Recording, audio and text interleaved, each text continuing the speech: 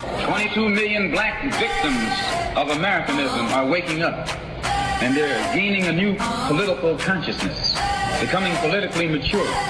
And as they develop this political maturity, they're able to see the recent trends in these political elections. Any minority that has a block of votes that stick together is in a strategic position. Either way you go, that's who gets it. You're in a position to determine who go to the White House and who stay in the doghouse. You're the one who has that power. You and I have never seen democracy. All we've seen is hypocrisy.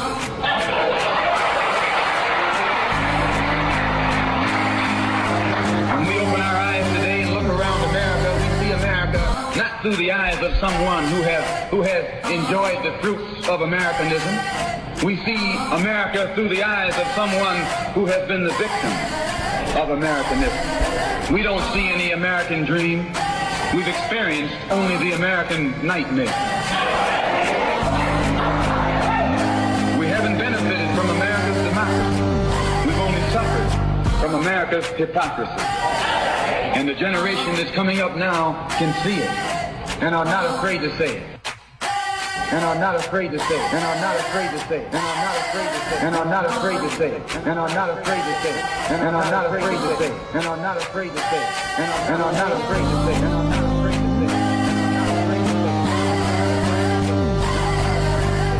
And are not afraid to say it.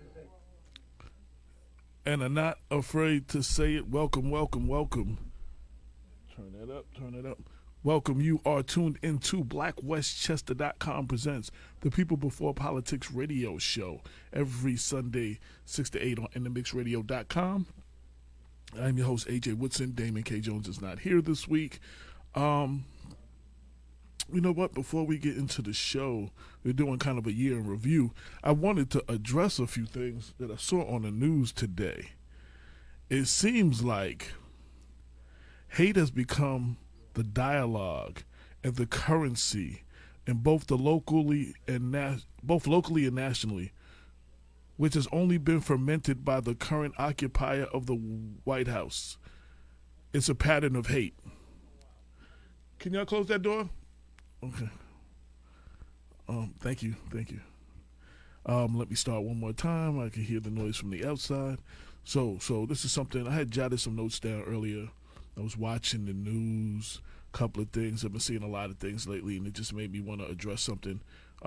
Something I was actually going to do on the website, right up as Real Talk from AJ Woodson, but I figured I'd make it the opening of the show. So, as I was saying, start again. Hate has become the dialogue and the currency, both locally and nationally, which has only been fermented by the current occupier of the White House. It's a pattern of hate. We just had 5 people who were attacked at a Hanukkah celebration at a rabbi's house in Muncie, New York.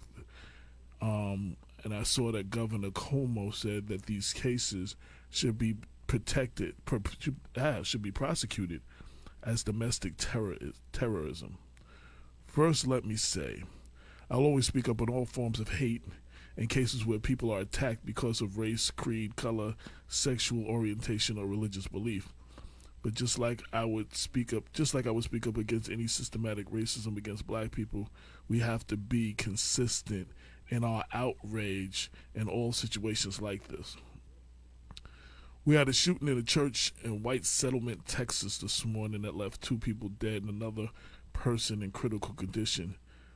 I came across a FBI a report released by the FBI in early November that hate crimes have dipped slightly in 2018, while violence against individuals rose to a 16-year high, according to the numbers showing a rising level of violence and increased number of crimes against persons, such as intimidation, assaults, and homicides. There was a quote, "We're seeing a leaner and meaner type of hate crime." Brian Levin, director of the Center of the Study of Hate and Extremism at California State University, San Bernardino. He said homicides were up and crimes against persons were up. In 2019, the pattern of hate continues as Trump attacks every group of people and empowers a white supremacist attitude that co-signs and encourages hate and divisiveness in America. Governor Cuomo said the attack at the rabbi's house should be prosecuted as domestic terrorism. I would like to see him and other elected officials nationally and locally be as outspoken and prosecute other hate-motivated crimes against African Americans, Latinos, the LGBTQ community, Native Americans, and others, including the killing of unarmed black men at the hands of armed and trained law enforcement who claims they fear for their life, as domestic terrorism, not just this situation, which is anti-Semitic. We must call out and address this pattern of hate in this country as well as in our local communities. We see it seeping into local elections in Mount Vernon, where black Democrats attack and make permanent enemies of other black Democrats who they have to live with after the election. Hate is hate and is growing increasingly dangerous as a whole. We have to stop saying, oh, that's just the other group of people and that doesn't affect me or has nothing to do with me. And remember the words of Dr. Martin Luther King, injustice anywhere is an injustice everywhere. The best way to combat hate is with love and mutual respect for one another. Remaining quiet during these acts of domestic terrorism and acts of hate-filled violence makes you come off as complicit. So I'm calling for more love and mutual respect in 2020, nationally and locally. I may be an idealist, but I will continue to call for more love and mutual respect as I continue to call out hate and systematic racism and injustice as long as I have breath in my body. We have to start treating each other better. We don't always have to agree. But we do have to live amongst each other. One of the things that makes this country great, despite what Trump and his counterparts feel, is the differences that we have, the differences of our opinions,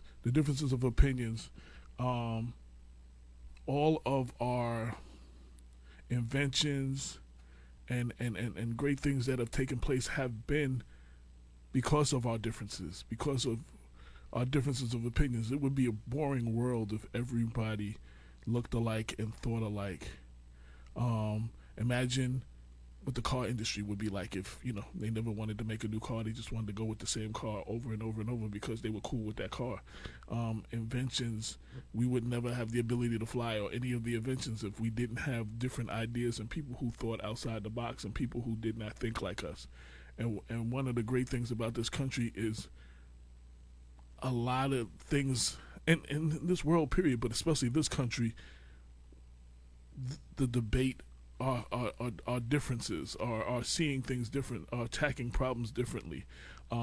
We can disagree and agree to disagree. And debate is great.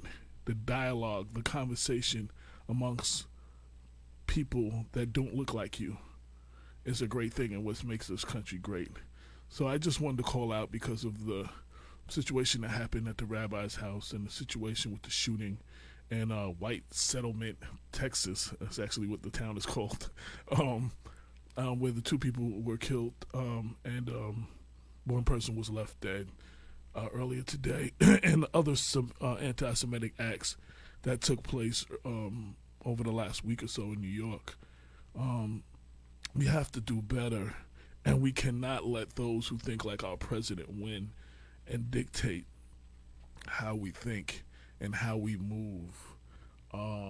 That's just my 2 cents on that whole thing, as we are definitely in the middle of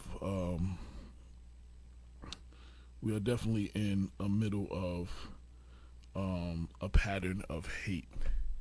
And again, like I said, hate has become the dialogue and currency both locally and nationally, which has only been fermented by the current occupier of the White House. We must put an end to this pattern of hate. It's going to take all of us if we're ever going to move forward and get past this period in time.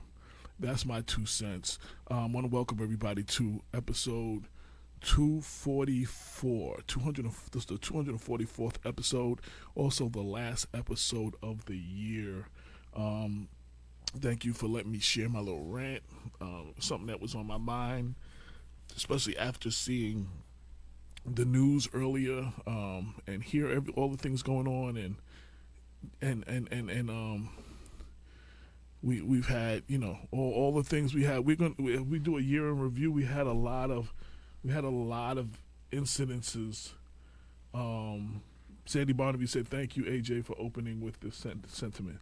We've had a lot of incidences where they can be considered what Governor Cuomo called domestic terrorism, any act against a group of people, or because of their color, because of their sexual orientation, is an act of domestic terrorism. And I would like to see not only Governor Cuomo again, but all elected officials call out incidences, not just this incident of anti-Semitism. I can't even say the word. Say the word. But yeah, anti-Semitism. I'm sorry, I got tongue-tied there. I said it 3 times. But I would like to see we address more issues and come out against issues against African Americans, Latinos, the LGBTQ community, Native Americans, and any group of people. We got to do better. We really have to do better as a people. And yes, okay, that makes me an idealist, but for us to get past this period of time that we're in, it takes all of us. We're going to have to do a much better job. Dr. Bob's in the building. Let me shout out the few guests so far. People tuned in. Javon Boxhill, what's up, sir? Chris Breezy, Michelle Breeze Johnson, Marvin Church, Simone Coombs, Kenyatta Thomas, Sandy Barnaby, Uncle Frank Trulio Jr., I'm Raymond Edwards. Okay, Raymond Edwards, and Robin Mack. Thank you all for tuning in. And, my sentiments go out to all those affected at the incident at the rabbi's house and the church in Texas, as well as all those other situations that have happened throughout this year, which seem to be escalating more and more under this president. Let me see. Switch screens. We got Dr. Bob in the building. We got Charles Stearns. 1, 2, 3, 4. 3 and 4 mics are up. Okay. In the building, Charles Stern did a piece for we're doing a combined. I took some time off, so we're doing a double December/January issue. Should be coming out by the second Friday in January. And Charles Stern wrote a piece, year in review, dealing a lot with the national politics and some of the local politics. And I wanted him to come on as we address this year in review on the last show of the year. Shout out to Nashon tuned in. Shout out to Aleda tuned in. Thank you all for who have tuned in throughout this year. I will also be sharing some of my favorite memories of the year. But Dr. Bob, say a couple of words. So, if you want to address what I said, I don't know if you heard much of what I said, either one of y'all. If y'all want to address that would be a good place to start.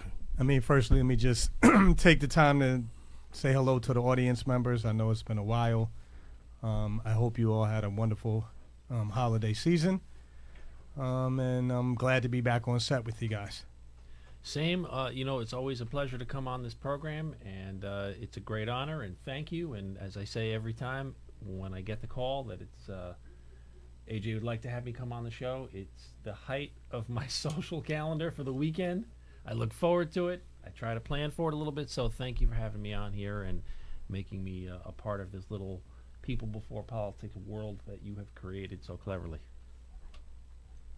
There you go. A verbal bouquet. You missed it. You missed the whole thing. Okay. So I'm not on the screen, so I No. I've been on a bunch of times this year, and I wanted to thank you for that.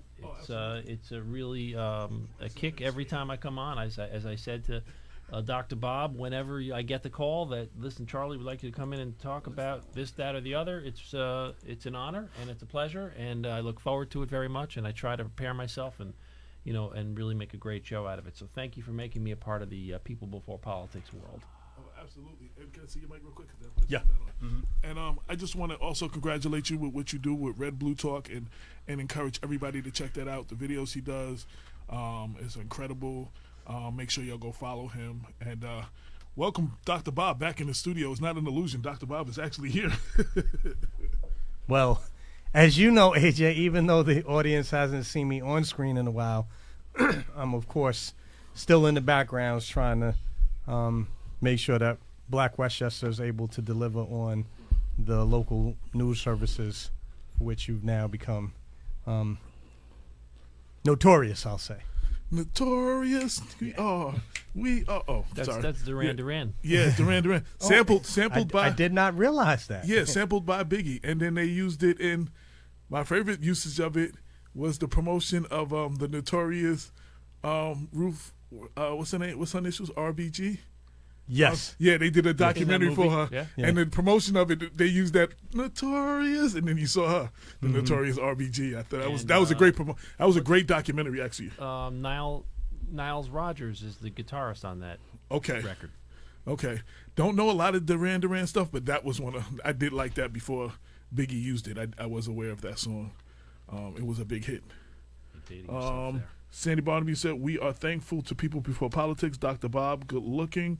LOL." Aleda said, "That was a great song. LOL." Shout out to Joanne Campadani. I hope I pronounced your name. She used to have a show on this network. Yes. Definitely cool show. I don't think it's on anymore, but she had a very interesting show. Definitely I watched it a lot. They dealt with a lot of topics we don't get to touch sometimes, but and they have fun with it. But you know what? Let me one of the other things I wanted to say. Oh, I do want to say something else. There's something else I seen on Facebook that got my attention. All of the people that keep talking about they cutting off everybody in the new year off their Facebook page. What I noticed is that you're cutting off the same people that you cut off last year. What happened? If you're gonna cut them off, cut them off. Like we just keep cutting the same people off every year after year. And I went to church earlier today, Greater Centennial. My church. Sometimes I catch it when they live stream. The stream wasn't working, so I went to the 12 o'clock. And it was interesting because his sermon was, we need to leave some things, and I add some people behind. It was from Philippians 3:12 and 14. But it was definitely a great sermon. And yeah, man, we need to leave some people behind. So you don't have to cut them off, though. You can still be there for them when they need you. But sometimes you're just going in a different direction, and the greatest example that he used, and I've used this actually before. It's like a rocket launcher, like those rocket boosters that are on a rocket. Mm-hmm. They boost the rocket up to a certain level, but for the rocket to actually go where it's got to go, drop off. They have to drop off. Bill. Or extra baggage. All those things will pull it back down to earth. Right. So sometimes people are in your life for a reason, a season, or a lifetime. Like everybody's not in your life room for. Some people are just for a season. Some people are just for a reason, and there are some people that are in your life for a lifetime. And it's up to you to recognize who's who. You just mentioned the live stream that the church offers. Now, yes, do you use that as a substitute for attending sometimes, or absolutely? I'm not even gonna lie. It's right around the corner from my house. Is that what people do, or do people? Well, just I don't know what people are supposed to do. It's supposed to be if you miss it for your sick and shut in. Mm-hmm. Right. I personally am up most nights, and I find myself the days that I have gone to church going to sleep. Mm-hmm. So I figured instead of snoring in the pews, I will do what my daughter calls bedside Baptist, and I will turn it on my laptop on my bed, and I will watch the service. And they actually give you to pay your tithes or whatever. You can actually do it through PayPal or whatever. So I actually, still do all of that, but I don't. And it's literally, y'all know, when my church is literally around the corner, and there's a parking lot like 4 houses down. I can actually walk 4 houses down through the parking lot, and I'm at the church. But I watched it on stream, but somehow the live stream wasn't working today, and I felt there was a lot of negative stuff going on, and I needed some positivity in my life. I needed to go to the last service of the year. There's a lot of technology in churches these days. Yes. And you can see it if you ever get on, you see it on Facebook a lot, but also, what's the Twitter live stream called? Periscope. You see it on Periscope a lot. There's just the churches all over the country and all over the world that live stream their services, and I suspect that there's a couple things going on. There are people who probably attend online, as you say. You can use PayPal to tithe, and you can attend live stream. And I suspect some people are maybe they're not going to church, or they live in a different city. They've moved, but they want to go back to their home church. That has happened. When I lived in Atlanta, I would watch Greater Centennial, watch night service and sometimes some stuff like that. And every now and then, I still watch my church, the Amy Zion Church in Atlanta, Shore Temple. I watch their live stream. My daughter works the boards and stuff, so I be talking to her on a little chat, and I watch the service down there sometimes online, because Shore Temple has a 9:30 service, and Georgia service is 11. So I'm able to. By the time I get home, they're pretty much at the praying part. You can skip through everything else. So I've done a lot of that as well, but it does reconnect you with your home community, as does like people before politics. We have a lot of people who no longer live in Westchester, but they still want to know what's going on in Westchester. They live in Chicago, Atlanta, North Carolina, California, wherever, and they tune into the show. My partner that lives he used to live in Long Island, Monty Whitaker, he tunes in most weeks. He's in Prince George County, Maryland. We have a lot of people that tune in from out of state and out of the county. So it's a beautiful thing. The digital thing is a beautiful thing. So, one idea is, and I've thought about doing this myself, is, it's so easy to create a watch party these days. Right. Facebook and the other services have similar things. You create a watch party and then schedule the watch party to click off 3 hours later so that people on the West Coast can watch your stream at the same time they would have watched it if they were on the East Coast. That's an idea. That's interesting. What I have been doing lately, and people probably notice it on Facebook, I watch Roland Martin, and I would watch his streams all the time. And I would notice, wait, I've seen this one already. So what he would do is he would have one watch party, and then he would do it live, and then he would have watch parties for that same stream 2 more times during the week.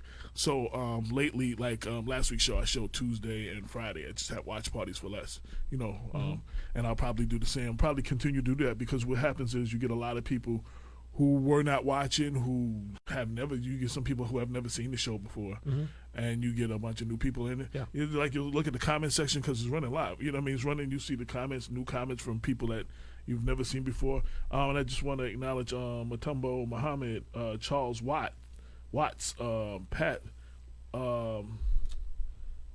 Lagano. I think I pronounced your name right, Pat. I'm sorry. I haven't talked to you in a long time. What you been up to? Judge Karen Bess and Lefty Wilkins from Money Making Mob. From the Money Making Mob, Mount Vernon. I mean, from Mount Vernon, of course, but Mount Vernon, all us natives. Mount Vernon hip hop royalty. Charles, you know the Money Making Mob. Say it, Charles. I'm not familiar with the Money Making Mob. Mount Vernon hip hop royalty. Mount Vernon Money Earning Mount Vernon. I know Heavy D. But I don't know. But they were when we were in school. When I was in high school, they were doing their thing. They were, and I'm not sure if you'll catch the analogies, but they are in Mount Vernon to hip hop what the Cold Crush were, a group that was holding it down and performing everywhere before actually recorded records. Like Cold Crush, Treacherous 3 before they made records, and we gotta have Lefty and Bingo and a couple of other cats. Actually, we definitely have to have an old school crew and have a whole discussion about that. They are central to Mount Vernon history of the 70s, 80s, and 90s. Matter of fact, February is Black History Month. Let's do Black History Mount Vernon. So Lefty, if you can hear me, whatever Sunday that you and the mob can come through. Yeah, we need one of them hoodies though. In February. Oh yeah, in February. In February. Let's have the mob come through in February and talk about what they meant to hip hop and the legacy they left down. Because in Mount Vernon, they were the equivalent to what Cold Crush was everywhere else. You know what I'm saying? They were our group before before people was too many people. A lot of people weren't making recorded records then, and there was only a few that actually did at the time, and they was laying that down. I also lived in Long Island. There was a group called Double Exposure that also inspired me a lot. That were like the Cold Crush out in that area in Suffolk County. There's a lot of hip hop history like that came before the recorded records and before the video era. These are the groups that laid it down, that laid down that history. And shout out to the Moneymaker Mob. I want to give a shout out to one of my former classmates, Leonard Gabadon, who I see is logged in there. Thank you very much, because I looked at the name twice and I was like, I'm going to mess that last name up. I I'm going to mess that last name up. It's been years, decades since I last heard it live. But I looked at it twice, and I got to be honest, I was like, I'm going to mess that last name up. While you was talking, I was trying to, the show streams live on the In the Mix channel on Twitter, and I'm trying to, I need to share it on our Twitter page, which is PBP Radio. That's another way you can watch the show if you do not want to watch it on Facebook, or there are a lot of people who do not have Facebook these days. They have gotten rid of their Facebook accounts. So many people have told me that. So Facebook better watch it. I've told. Yeah, they say they're not using Facebook anymore. No, there's people. I see them on there again. Well, no, I'm not. I'm talking about specific people like my boy from Prince George County. He was like, "Yo, I haven't seen a lot of the shows, the last couple of shows, because I'm not on Facebook no more." So and I told him he could watch it on Twitter, and I have to set it up so. I think I have to re-sign back in so you can watch it on our YouTube channel as well. But you can also go to the app for people now that don't know. The main way to watch it is on the radio station's website, which is inthemixradio.com, and mix is with 2 X's, inthemixradio.com. And the In the Mix Radio also has an app for social media, so you can actually download the In the Mix Radio app, and you can watch the show live on that way as well. So there's so many ways that you can watch the show, not just Facebook. So Bob, what were some of your memories of the year? I don't know if you can think about as far as on the show, or since it's a year in review show, do you have any? Can I pass? Okay, I thought maybe you might have like that one that one interview that stood out to you because of whatever, or that one guest that you was like, that was a great show. I have 2 that come to mind. Well, no, I'll pass. I'll riff off of you and Charles. Okay, well, my two of the favorite shows of the year of 2019 in February. We had our 200th episode show, which is an amazing show, and we had special guest appearances from Senate Majority Leaders Andrea Stewart Cousins, and we had County Executive George Latimer, who came to celebrate our 200th show with us and share, which I'm trying to get them on in January to do again, share their year in review and their platform, their agenda for the new year. And I've reached out to both of them in January to see if they both could come on. I reached out to Mayor Spano and Yonkers. We will be having Sean Patterson Howard on from Mount Vernon. I reached out to Andre Rainey, who is a small chance he might actually pop up today. He didn't give me a confirm on what day in January, but he said today with a question mark, so he could pop up today, but probably in January from Peekskill. And I reached out to Norm Branson from New Rochelle, basically for, and I'm gonna reach out to a few others, but I wanted to get some of the local elected officials on to talk about their year in review and talk about, more importantly, their agenda for 2020. What can we expect from them in 2020? And give them an opportunity to address our audience. So we'll be doing a lot of that in January. Yeah. Well, I'm going to say this much, that one of the issues that has become apparent to me this year, after the primary of the first quarter of the year, is that actually I want to urge, and I think all activists and organizers who are interested in electoral politics should be urging the Senate Majority Leader and other elected officials to reconsider the early start date for the primary. Well, with any luck, you can tell her yourself in January. Well, Are you saying because you think it's not good or it's good? I think it's bad. I think Why? it's because it puts people out on the streets trying to collect signatures and galvanize support in the winter months. And I am almost certain, I don't know how inclement weather did not come up in discussions. Oh, okay, so let me just clarify. The issue that you're raising has to do with the date of the primary for state politicians being in May instead of September. Is that what you're saying? Okay. The moving up the entire Got it. Moving up the entire schedule, election calendar yeah. to align with the federal elections. Right. Whatever rationale may have motivated the decision, I think that when you consider it from the standpoint of participation of ordinary grassroots citizens, I don't know that it's in the best interest, and I'm surprised that no one raised this issue. So that was just something that occurred to me, AJ. Okay, okay. One of my other favorites. Actually, you were responsible for making happen. Oh, okay. It was and actually it wasn't one show. It was the 3-part criminal justice reform series we did, where you kicked off by inviting Thomas Edwards from the Circle of Support Special Project Manager and criminal justice reform advocate and reentry consultant Terrence L. Coffey. Yes. And part 2, a couple of weeks later, was we had Westchester County Department of Corrections First Deputy Louis Molina in part 2. And I don't remember who part 3 was. We had some other people come in for part 3. And what was the timeline of that? When were those shows? Also probably end of February, beginning of March. Early in the year, right? Because the law was passed in April, I think. I think it was just as it was being we were finalized. discussing a lot of what they hoped, and we also discussed that with Senator Andrew Stewart Cousins. Yeah. And we, Yeah, I think on the state level, that might have been the big story of the year. I mean, that was definitely the most progressive legislation, for lack of a better term, that came out of that session. Well, I noticed on your group, there was a lot of this, because a lot of people were like, "Oh, you're gonna let all the criminals run the streets, and they're gonna do it again." And I think there was an incident with somebody who was out now did something again or whatever. But one, just like when the county was trying to put the Immigration Act through when Astorino was there, a lot of misinformation was went out about it, and a lot of people only heard the misinformation until we had everybody come on the show and explain it, including Lorraine's brother Hector, who's the head of the Westchester Hispanic law enforcement.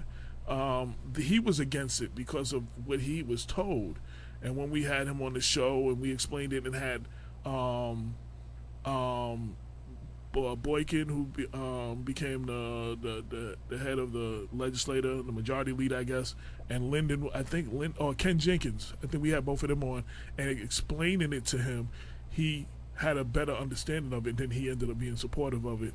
And then as Charles Latimer got in office later, it passed. The same thing with that.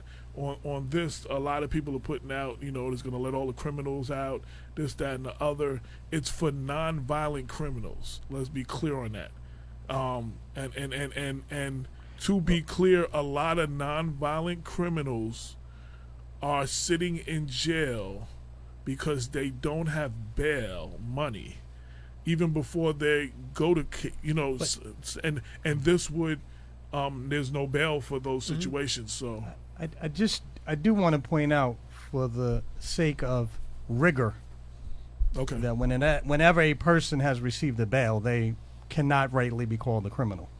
They may be suspected of a crime, and that's one of the reasons why bail reform is so imperative, because under American jurisprudence, a person is innocent until proven guilty, and then that effect of the very steep bail policy, bails that we've been imposing, essentially is to impose a criminal sentence on people without having any evidence to support. We knew somebody personally that the Westchester DA threw $50,000 bail, and was surprised that they could pay it and was out. They were surprised they got paid, and they thought that was just going to, just throw $50,000 at them, and then that they paid it. Right. But for a lot of people who don't have the money, even, you're in. And then there was a situation. I always bring the situation up in Rikers. That young man, Khalif Browder, right? Yes, who ended up hanging himself because of what he was facing in jail before he even spending that time in there between the time he got arrested and the time he had a court date. Yeah. So it's you're right. I have this a messenger group called Red Blue Talkers, and people get on there and talk about all kinds of stuff. I like to say I moderate it very lightly. Unless somebody's completely off the wall, I just let the discussion roll. Yeah, you've let it roll a little bit too Charles. much. Yeah. A little too much for me one or two times because I was about to go off on somebody. Today it was particularly intense. And sometimes it gets like that. That's how people are. Also, I can't read the thing 24 hours a day. I hear my phone going ding, ding, ding, ding, ding. And then I take a look and see what's going on. This topic, criminal justice reform, and more specifically, bail reform, is an emotionally charged thing for a lot of people. And I can't exactly understand where the line is drawn, but there's a line. And there are people who just don't want to hear it. They can't process it. They don't understand the broad idea of criminal justice reform and bail reform in New York State and nationally is that there's too many people sitting in jail awaiting trial. The idea is some of who are innocent. If they're waiting trial, they're innocent. Right? Well, technically, they're all innocent. But to Bob's point, let me rephrase. Who did not do what they were charged for doing? Right. We understand what you are saying. So there are all kinds of gaps in that system, and there's just simply too many people sitting in jail, locked up. And if you have means, you can pay the bail and you can get out. And if you don't have means, you go to a bail bondsman. If you may not even have the ability to do that in some cases, and you don't have means, you're locked up and you're going to wait for that trial. And the system is very imperfect, and sometimes that can be a very long wait. Prison is not a perfect place. It's a terrible place to be from everything I've heard of it. Well, and that's for a reason, because there's some people that should be in jail. But it's not supposed to be fun. Right, but if you're awaiting trial, you are in the same jail as people who are serving time and were convicted. So that's the big idea of what this bail reform was meant to fix. But there's a political layer to it, which is that people see the list of crimes that have been now defined as no longer being bail eligible, and they lose their minds. So basically all misdemeanors, nonviolent felonies, now if you're charged with one of those crimes, they cannot apply bail as a means to keep you locked up. And so there was a case just this week, or actually it was Christmas Eve, where a Haitian woman was hit by a car and killed in Rockland County. And the guy who hit her was eventually picked up by the cops. I think it was a hit and run. He was picked up by the cops, and he was released. And he has to show up in jail. He has to show up in court January 9th. And that's how our system now works. Now, there was a policy decision at some point. Now, you hit her. It didn't kill her. It didn't, because it's not. She was killed. She's dead. So how is that a non-violent felony? Because it's on the list of crimes, which is vehicular manslaughter, which is not bail eligible. Interesting. That one, I'm not going to argue that. I'm not sure. That should be a violent felony. I mean, it is what it's there, and the reason why the police let the guy go. I mean, you get a ticket that says you have to come back to court January 9th, and the reason why the police implemented that policy is because they know that next week the law changes. The law is effective January 1st, 2020. Right. Damon said they already started releasing some people from Valhalla, from the county. Yep. They didn't wait till January. They already started releasing some that were waiting for their court date or whatever that was that was locked up. That's the new reality that we live in, and there's no point, in my opinion, and I said this on the chat group, there's no point in bickering over whether it's good or it's bad. whether it should happen, it happened. This legislation happened in April, and it was sponsored in the Senate by the guy from Mount Vernon, Senator Jamal Bailey. Jamal Bailey. Okay. And it was passed in the Assembly and the Senate, and the governor signed it. It's the law, and it's the law. So, But now a lot of people weigh on that. There were other layers, other things too, like discovery, yes, which is very good because I've covered a few cases where the prosecutors didn't have to give you certain things up until the trial, like, you know what I'm saying, that they had for discovery, like, Right. you know, so you can't prepare for something you don't even know, prepare a defense. right. So, you know, and so all you that was one of the things, a speedy trial, which is again, Right. which there were some people sitting in there for what seemed like forever before they had a court date. Right. You know, So the idea was to put a little bit more accountability on the courts to do their job on a timely basis. But it's also politically very complicated because there are a significant number of people. The New York City PBA published some things on their Facebook page about it where they listed the specific crimes that are no longer bail eligible, where you have to ROR, release on your own recognizance, and you're basically, if you have been arrested, you're going to receive what's called a DAT. I think it's called a Desk appearance desk ticket. appearance ticket, and that's it. It's up to you. It's the honor system. You have to show up for court for your trial, and that's how it's going to work henceforth. Now, I've spoken with some law enforcement folks. They don't like it.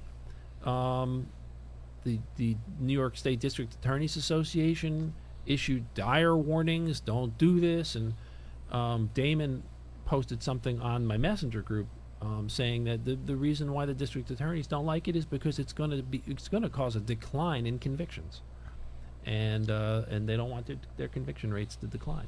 That is to say, the bail reform proposal or the Yeah. discovery or both? Both, generally. Well, both. a lot of cases, while you're sitting, they get you to plead guilty to a plea deal, to a lesser charge.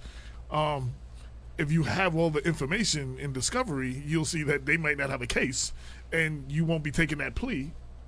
You know what I'm saying? So I it may, with everything else, I think it was a good start, and maybe there possibly might need to be some tweaks, but you have to start somewhere.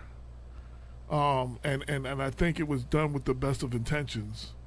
And maybe there are some other things that they need to tweak a little bit, and I mean that's their job to go over and see where, you know, and make those changes. Yeah, you know, I think it's a question of how it's going to land. I mean, it was right-minded to invoke some kind of criminal justice reform, bail reform, have less people locked up waiting for trial.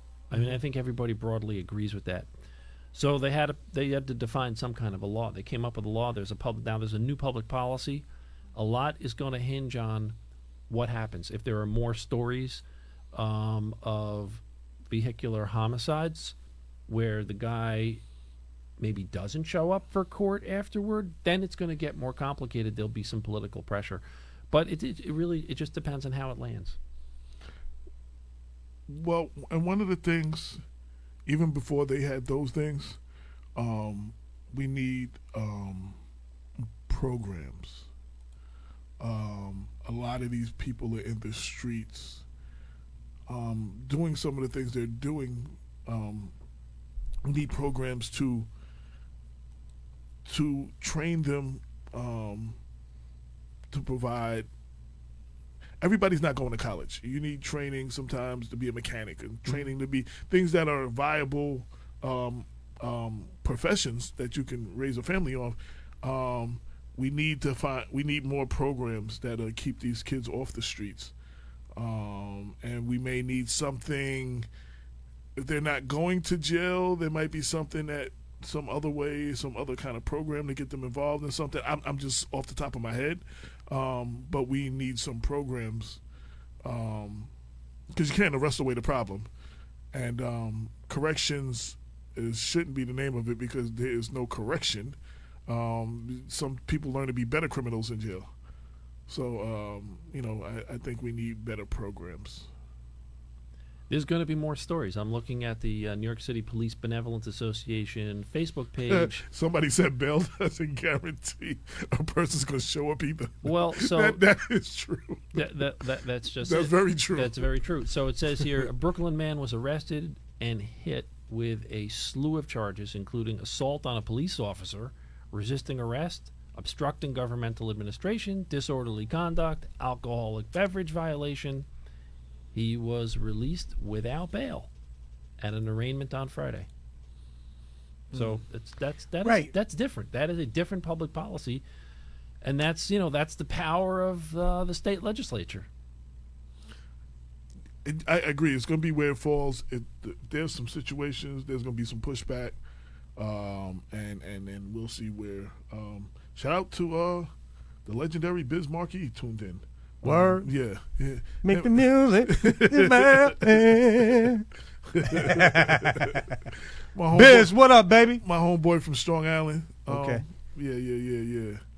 I'm sorry, AJ. No, go ahead. You finish? Yeah, go ahead. I want to make clear that I am a strong supporter of bail reform. However, I was somewhat disquieted when a family member who is also a corrections officer cataloged for me all of the crimes for which bail could not be imposed.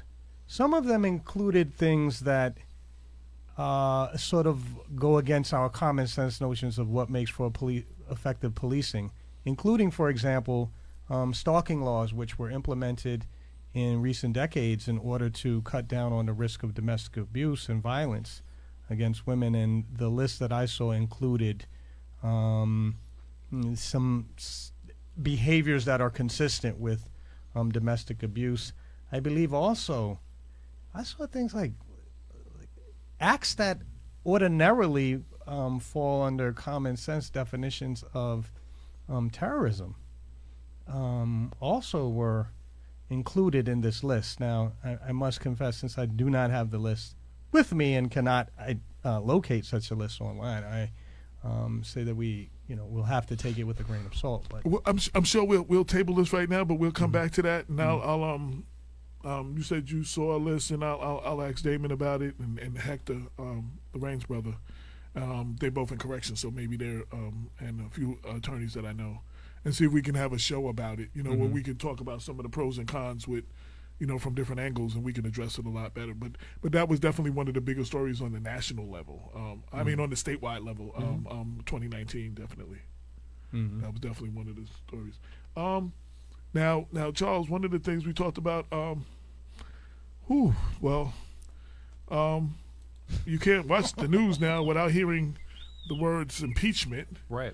And I know you did some stuff on the year review on the national level. What is some of the stuff that you came up with? So basically, the national leadership crisis is the story of the year, AJ. There's nothing has been written about or talked about, discussed, debated more extensively. Excuse me. It sounds like a bird. Actually, it's I didn't want the tune that everybody else has. It's actually R2D2. Oh, okay. Yeah, it's actually R2D2. Okay. Because I wanted something different. If you're in a room full of people, everybody's phone makes the same noise. Did you have to pay for that ringtone? No, actually, I had it, and I just had to plug my phone into the computer and then transfer it over. Oh, okay. Because I already had it.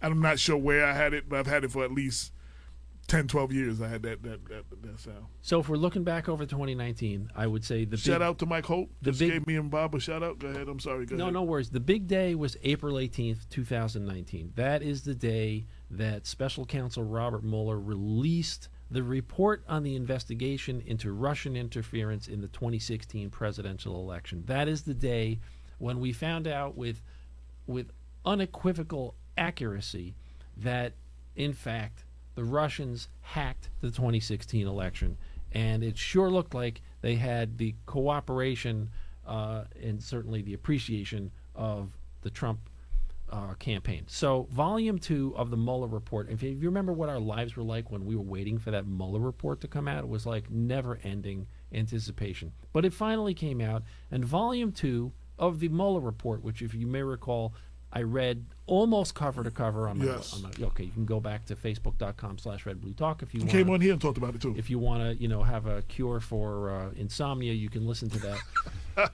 Volume 2, and I'm just going to have one quote, stated that the investigation, quote, does not conclude that the president committed a crime, unquote. However, quote, it also does not exonerate him, unquote. Which gave talking points to both sides. Which gave talking points.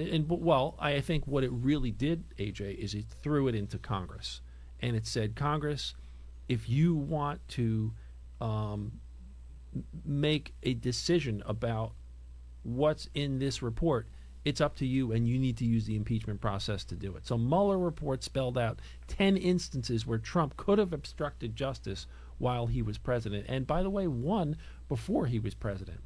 But it was too complicated. It was impossible to explain the Mueller report in 280 characters, which is basically all anybody's got the attention span for today. So it was left to Congress to decide whether or not Trump had obstructed justice. And the only process we have for doing that is called impeachment. Impeachment is basically if the president is doing bad things. And, I have a theory, I'm going to go out on a limb here, that all presidents have to do some bad stuff.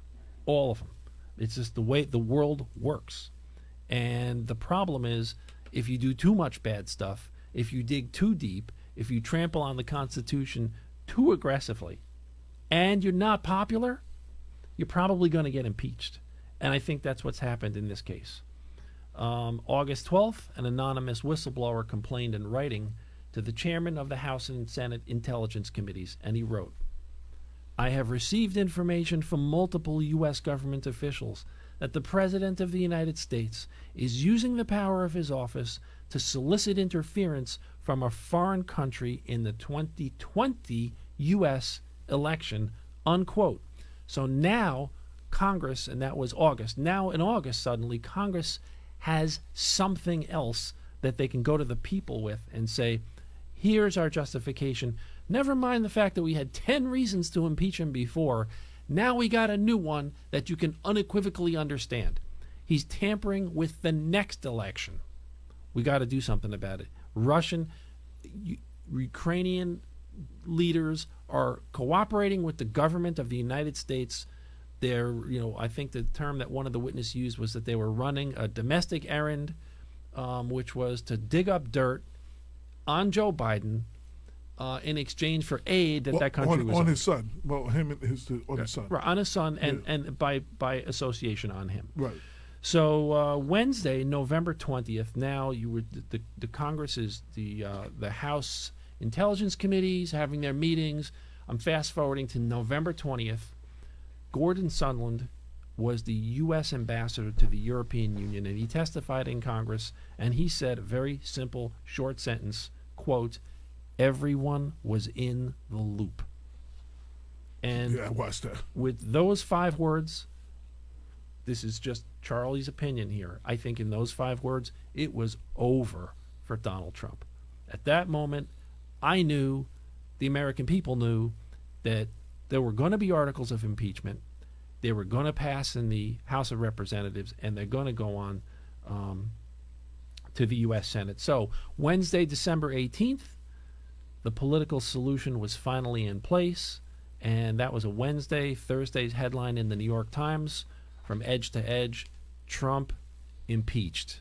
Let me stop you real quick. My another favorite moment of the year is when Nancy Pelosi is reading the vote, and she announces that it passed, and with the look of a black mother, because black people know what I'm talking about, that one look and a hinge, she shut down the celebration of the entire room. Like she just with a look like that.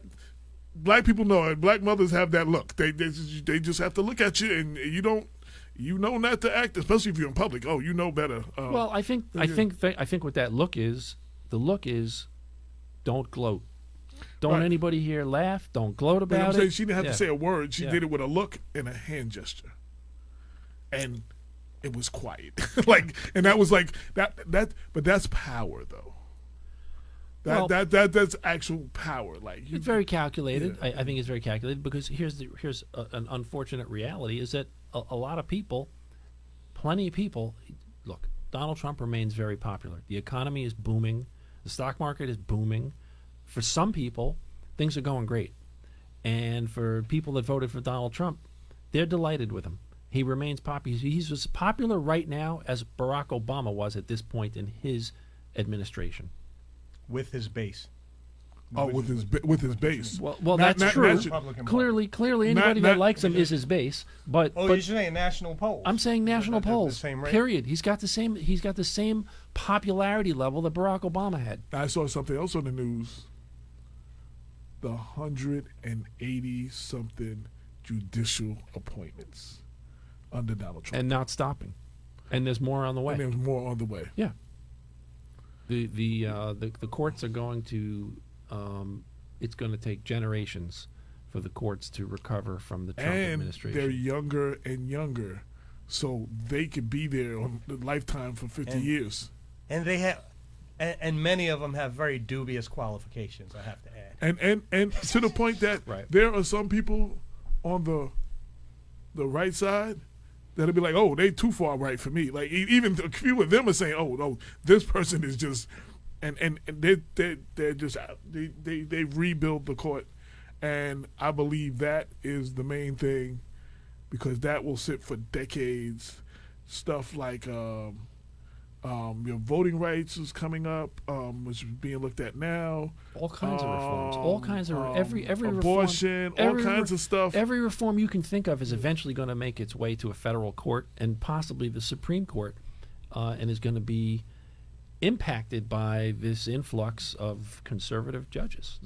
AJ, you're 100% right. 100% right. But in the immediate, I think that there's an even more profound national crisis, which is that in the face of obvious evidence that the president did things that were grossly unconstitutional and in fact illegal, Republicans are clinging to Donald Trump, at least so far. As of December 29th, 2019, now this could change in a week, but there isn't clear evidence of it. It looks like this thing is going to go to a trial in the Senate, and it's going to die. And that's tragic. With the exception, there would have to be so many smoking guns like the Nixon situation where even the Republicans came around eventually. It would have to be so. I don't know if there's anything that's that damning. It's there now. But I'm saying, like, now. for all the things that because we pushed the level of what that is, we keep pushing the level of that up. So I don't know what could be that damning to just make them like, oh man, I can't live with that one. Like, I mean, I think Charles' point is well taken, that essentially the Republican Party leadership is in willful denial about the strong indications that the president has engaged in criminal activity, and it's not really going to matter.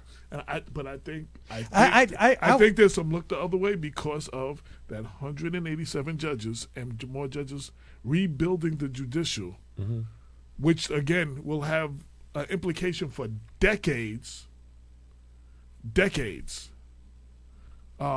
I mean, the partisanship is a problem, and it will transcend the impeachment. It will transcend the 2020 election. I don't even think that the 2020, a sweeping victory by the Democrats in 2020 is not going to fix this.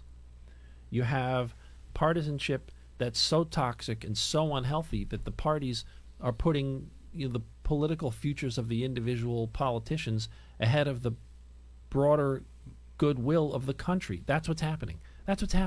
You don't need any more evidence, and the reason why Moscow Mitch is trying to keep witnesses out of the trial that's planned for the Senate is because if any of those witnesses, the chief of staff to the president, all these other folks who they want to testify, if any of them are under oath, they're gonna have to say what happened, because if you lie I think under that's oath, a telltale sign you too, go to jail. especially because the president wants to be exonerated, like fully exonerated. And if these people, these witnesses, had stuff that would totally exonerate them, there wouldn't even be a question about them testifying. They would all get there and they would testify under oath and they would totally exonerate the president. Right. I don't think that there's no possible way that they can do that, so they need to keep those people from being witnesses. And that's just my opinion. Well, listen, that's my opinion. Right. think I don't know that it's not a foregone conclusion that you won't have hostile witnesses who offer testimony that is damaging to the president appear before the Senate if you can get a couple of senators, because as I'm sure everyone well knows, the Senate rules for a trial are determined by a straight majority vote. So while the removal of the president in office requires 2/3 of the senators, the actual rules of the trial are set by a majority vote. And in that sense, what you could conceivably have is quite damning testimony being given against the president in the Senate chambers, and yet the president's still surviving, despite all indications that he has committed a crime. And that would, I don't know how the Republicans can reach the determination that they will be able to survive politically should large segments of the American public come to the conclusion that they have simply turned a blind eye and are condoning the president's criminality. It's like a party. It's like a party that's been hijacked. And well, he blew up the whole system. I mean, that was the. Well, he said he was going to do that going in too. I want to say this because I think it's important for the American people to realize that there are a number of very unsettling historical parallels to our own moment, and the one that should come to mind for us all, because we now find ourselves in a kind of fervor of populism that is inspiring. Mm-hmm. Not just high acts of criminality, but also acts of repeated racial anti-Semitic violence of the kind that we've been watching with increased regularity. The president is helping to fuel this, and what could well end up happening is that the United States, look, I mean, here everyone knows, the story that, Hitler rises to power in Weimar Germany through democratic means. And the calculation that was made is that they would be able to contain him once he got into office, and he would serve the purposes of the more conservative elements within the German government in much the same way that Republicans who find themselves and their base find themselves in the grip of, I would say understandable. I'm going to say understandable anxiety about the demographic and cultural changes that are going on in the nation, and in an attempt to sort of arrest this kind of shift, they are willing to strike a kind of Faustian bargain with the president and allow him to essentially smash the Constitution. For the president to refuse, a blanket refusal, providing any evidence in response to subpoenas, is a direct frontal assault on the Constitution of the United States. Correct. And if the Republicans want to run through the rest of their careers as having supported that, then what does that make them? Co-conspirators?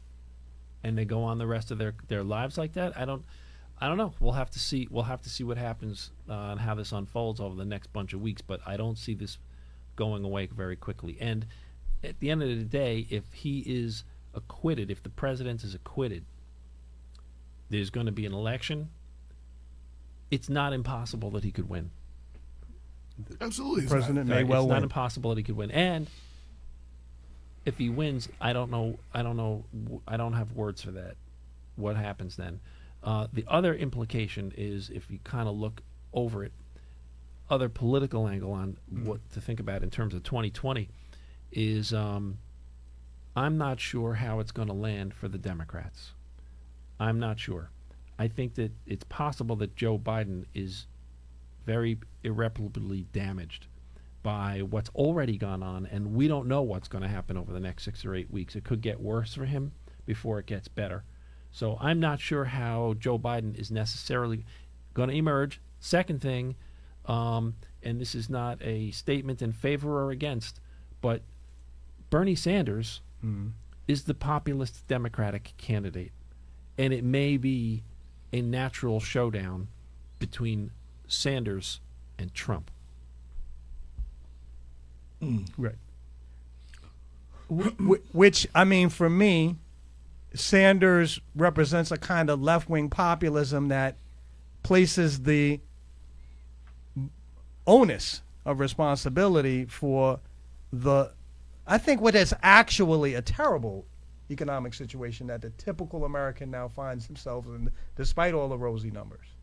I think Americans are still living paycheck to paycheck, working. We have full employment because no one can afford to just work one job.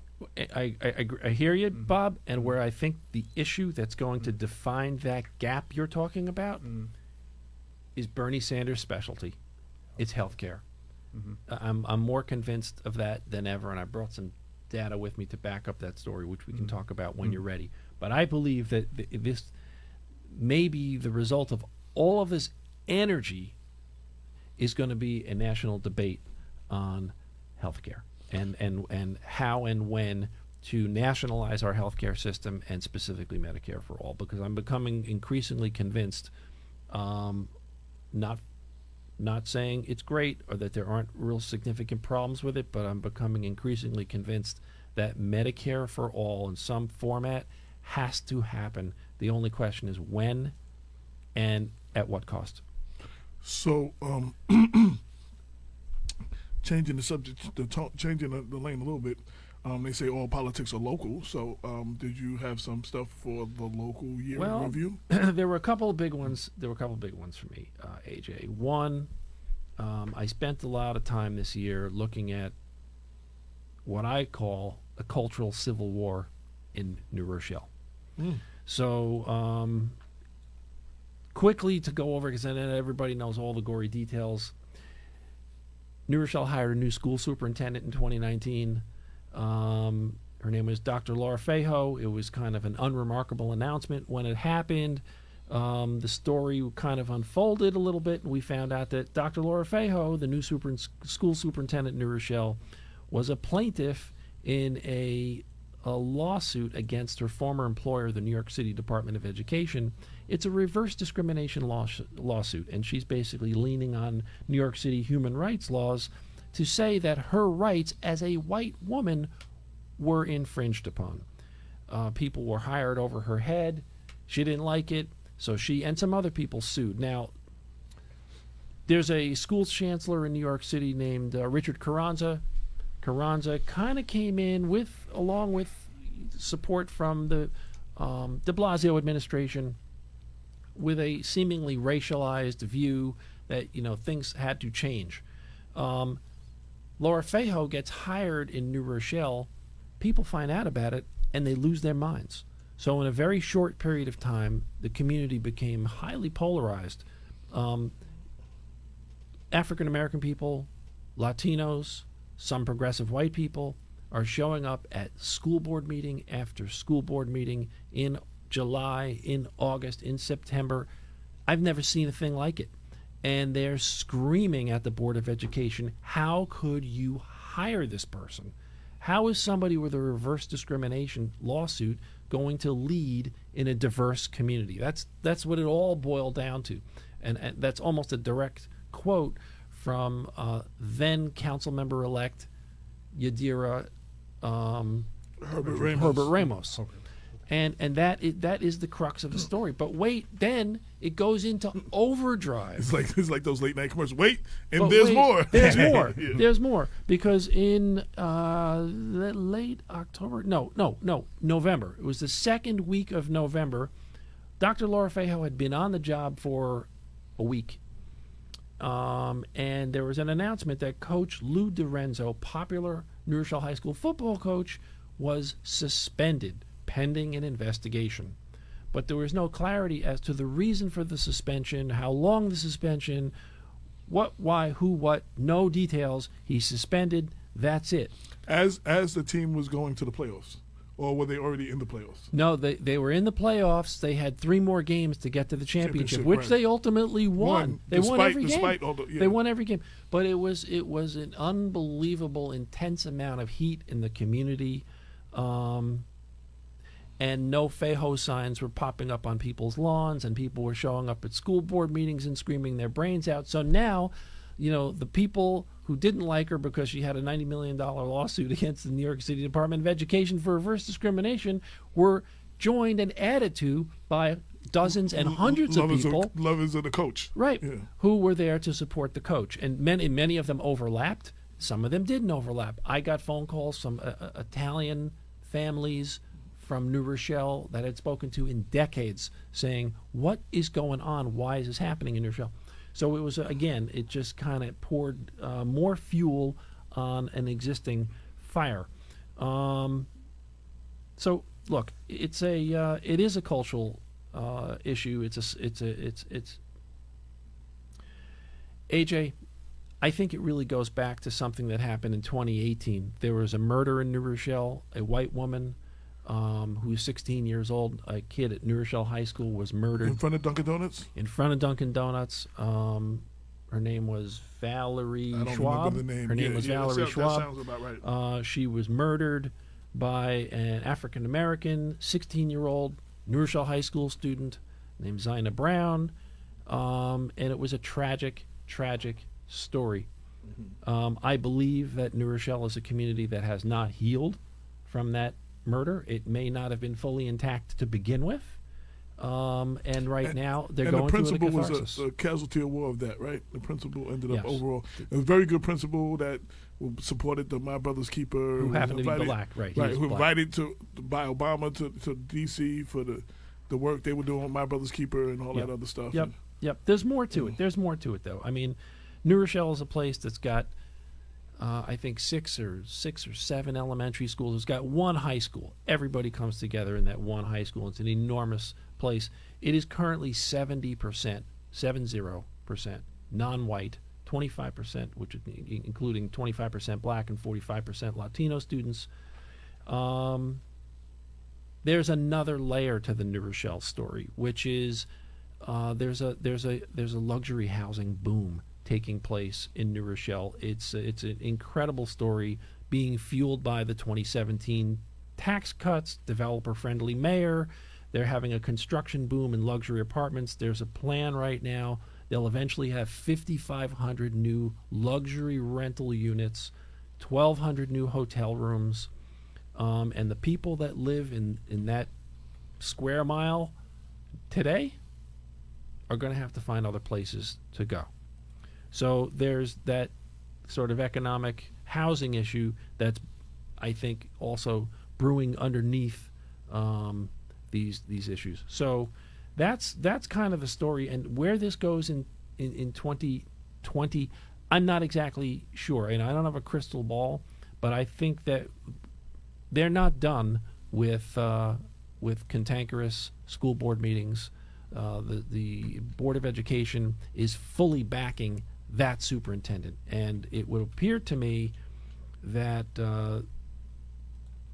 that this superintendent was hired not in spite of her reverse discrimination lawsuit, but to some extent, I think the Board of Education likes it. Real quick, so this is something new on People Before Politics. We are going to, real quick, if I can find the mouse, we're going to pay some bills real quick. We have commercials now. Oh, good. Yes. I like commercials. Capitalism Capitalism is good. We have AJ. 30-second spots available. Well, Good system. Charles, don't. It's a good system. Charles, don't provoke me like that, man. we have 30-second spots available. This is the first one who has taken out spots throughout the season. So, Ty Associates, we're going to play his commercial real quick.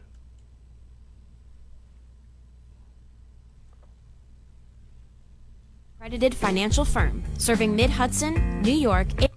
Okay. Ty Associates is a BBB accredited financial firm serving Mid-Hudson, New York, and the surrounding areas. From tax return preparation and amended returns to refund planning, we offer reliable financial services with keen attention to detail. Since 1998, we have proven the quality of our service with our clientele reaching across all 50 states. Ty Associates manages the Mets. Money, energy, time, and space. Let us go to bat for you.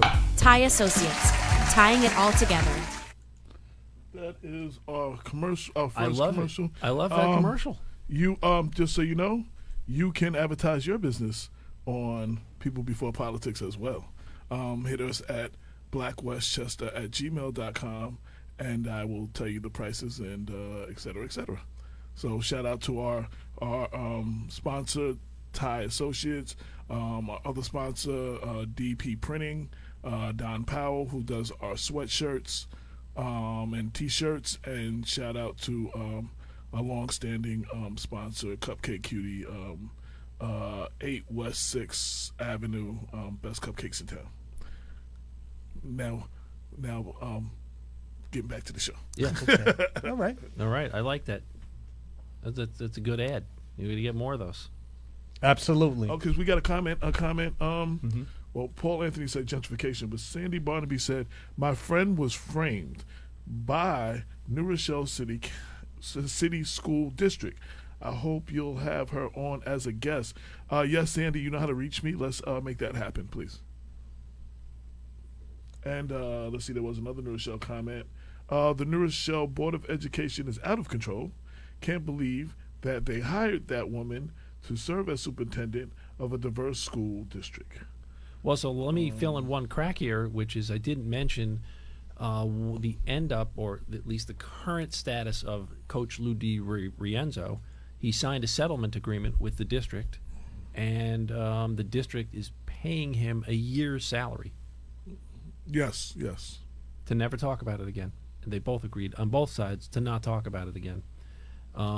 It's quite a scene, and if you go to these Board of Ed meetings, the Board of Ed has absolutely nothing to say about it. Also, for more on that, also check out Bob Marone, RadioWestchester.com, the station in the station, and New Rochelle train station, and he has Bob Cox from Talk of the Sound, who has been covering that extensively, that whole situation. Yeah. And I forget what day of the week he's on, but you catch him on Bob Marone on Radio Westchester. You catch me on Tuesdays, I believe. Tuesdays around 8:20. And I forget what day Bob's on. Yeah, Bob Cox has done a good job with this. And I shout out to him. I had a conversation with him, and I published one of the videos on Facebook.com/RedBlueTalk. It's on the website as well, RedBlueTalk.com. Shameless pitch. Oh, absolutely. That's what we hit. Is a clip that Cox recorded at a Board of Education meeting where the board members were screaming at each other.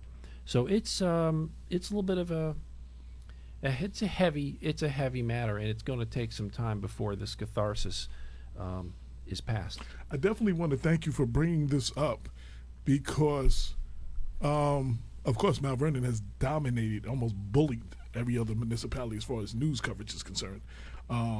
And there's a lot of dysfunction in Yonkers, as Lorraine always brings up. Lorraine always talks about, next time she's on, we're going to have her talk more about the current situation in Yonkers, because there's always something going on in Yonkers.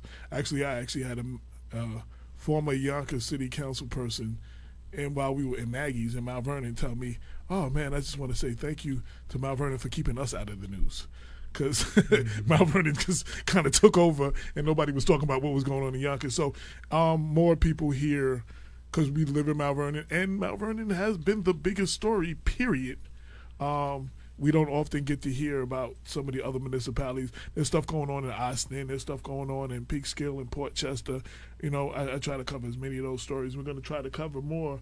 One of the things me and Damon were trying to do is to split the video, this new video program where we can do more interviews with people who can't actually make it here, and or for Black Westchester, and instead of me going up there to them, we can actually do the more video interviews, kind of like split screen. You'll see us. So Damon has done one or two of them. Me and him had a discussion about the check that Mayor Andre Wallace was able to get back, the money, the $100 and so $139,000, whatever it was, reimbursement to the water department from one of the law firms, and they went after him. So we did a live feed, and we were testing out the feed. But we're going to do much more of that. But one of the one of the couple of articles that I'm actually working on. So there were two, the biggest stories in Black Westchester. So I did two versions of it. I did the editor's pick, being from a media perspective, what I thought was the biggest stories of in Black Westchester, and then I did the People's Choice, the 15 top red stories, in Black Westchester. As far as the choice of the editor's choice, I went back and forth between the historic win of Sean Patterson Howard,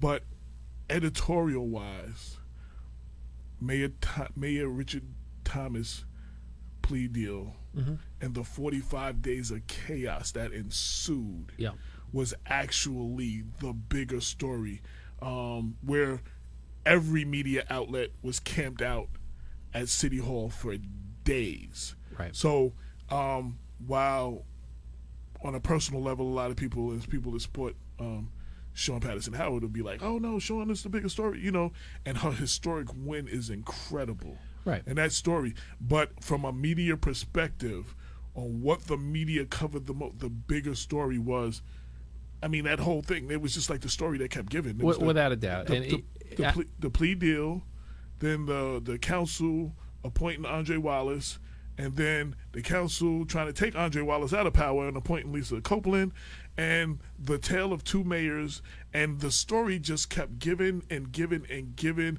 and Richard Thomas had X amount of hours to get out of office, and the news was camped out to see if he was going to even show up that day, right. And he had police in front of the door. Like, that story to me, again, and I'm definitely not on Richard Thomas' Christmas list, as everybody knows, so it's not me being pro Richard Thomas, but that was probably the biggest story of Westchester County. I mean, but biggest Black Westchester story, news-wise, and then only second to that, and close second, was Sean Patterson Howard. And we also pulled the people for Persons of the Year. For the first time, we're going to do that.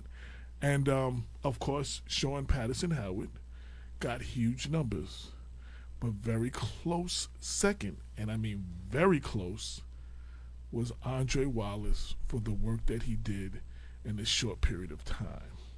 I didn't want to make it a Mount Vernon thing. I wanted it to be a more of a Westchester thing, or whatever. But those are the two that came in neck and neck. As many people that picked Sean Patterson Howard because of her historic win, that many people, just a few less than that, actually picked Andre Wallace of the work that he and based on the work that he did as he sat as mayor. I got emails, I got side messages. Some people put their comments on Facebook. So they are right now. There were other people, Jared Rice, because of his nomination to the court. Other people named other people, but like people mentioned Andrew Stewart Cousins. Her win was last year, right? So that would have nominated her for a last year person. Like what this year, what impact this year, right. And she's done a lot of good. Don't get me wrong, you know what I mean. But and Charles Latimer and Ken Jenkins came up. Ken the first person to have, but again that wasn't this year. That was 18. As of right now, my co-persons of the year are Sean and Andre, which is going to cause commotion through Mount Vernon. Let's just get ready to start in the comment section right now. It's going to be a commotion, but literally that I asked everybody on several Facebook pages. I sent it out. I posted it everywhere on Facebook. I posted it on Twitter. I said it on the radio. And I put it on LinkedIn. And I gave, for those people who did not want to actually leave a comment on Facebook, I left an email address for them to email me, and I've gone through the emails and the messages, and those are my Sean Patterson Howard is number one, and then Andre's number two. But I think those are very informed choices, and eminently rational commentary. I think that those two stories aren't necessarily competing. I think they're closely intertwined.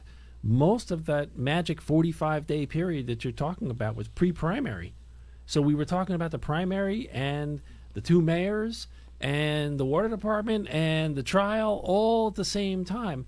It was an unbelievable amount of energy wrapped up in Mount Vernon in last summer. I want to answer Sandy Barnaby. She said, what about the acknowledgement for everyday people? I gave, and Sandy, you've seen the post too, I posted it everywhere for everybody to give me their choices. These are the two highest vote getters, if you want to call it that, that came in. And I am looking for, and even with Bob, I asked Bob to help me try to find like an activist type person who wasn't. Right, we did talk about that, Sandy. And, you know, Ken Bright got a couple of votes, and this one got a couple of votes, and Paul Anthony Cuesta, who is on show, he actually got a couple of votes. I got a couple of votes. That's not happening. Damon got a couple of votes. That's not happening. We're not going to pick ourselves for Persons of the Year. But I'll pick you for Person of the Year. I can nominate you since I'm an independent. Okay. Well, I did get vote. I got votes, but I'm not picking myself as I took myself out of that. And Damon actually got a couple of votes too. So I'm looking for a third. I asked for 3 people. I'm looking for a third still. So AJ, I have a thought on Sandy's comment. Okay. Which is, and I published this in the newspaper article, op-ed that you asked me to prepare.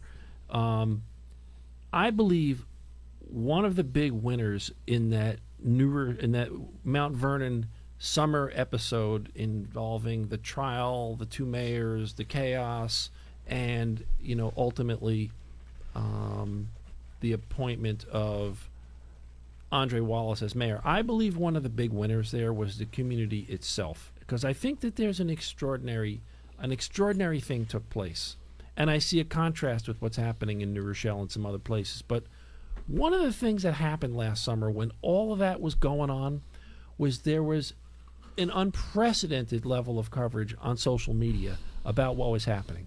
You had Atif Khalil on a daily basis live streaming things that were happening in City Hall. You had Brenda to a certain point. Brenda Crump on a nearly every week, once or twice, live streaming something from City Hall or from the steps of the courthouse in White Plains. She covered a lot of the court cases for us. Dozens and dozens and hundreds of comments online in different threads that went on and on and on about every gory detail of what was happening inside City Hall. If you took the time, you could actually understand what was happening inside City Hall. For all of its awfulness, you could actually understand what was going on. And I thought it was an extraordinary moment for Mount Vernon. It was an extraordinary moment for local politics and local news coverage that you otherwise wouldn't see.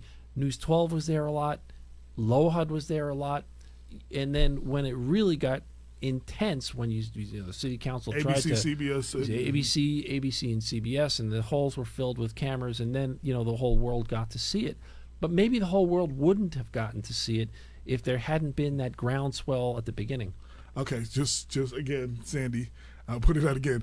I was looking for 3 Persons of the Year, not a Person of the Year, purposely. And I'm still that third person. Y'all have a week to hit us either at blackwestchester@gmail.com or any of the posts, or leave a comment here on who you would like to nominate as the third Person of the Year who is not an elected official, who's not a politician. I'm looking for that. I'm trying to not pick someone and let the people pick someone. You understand what I'm saying? Because it's what I feel. If it's me, it's just my person. I was trying to give the power to the people and get people engaged, and I was very disappointed that more people weren't engaged, to be honest.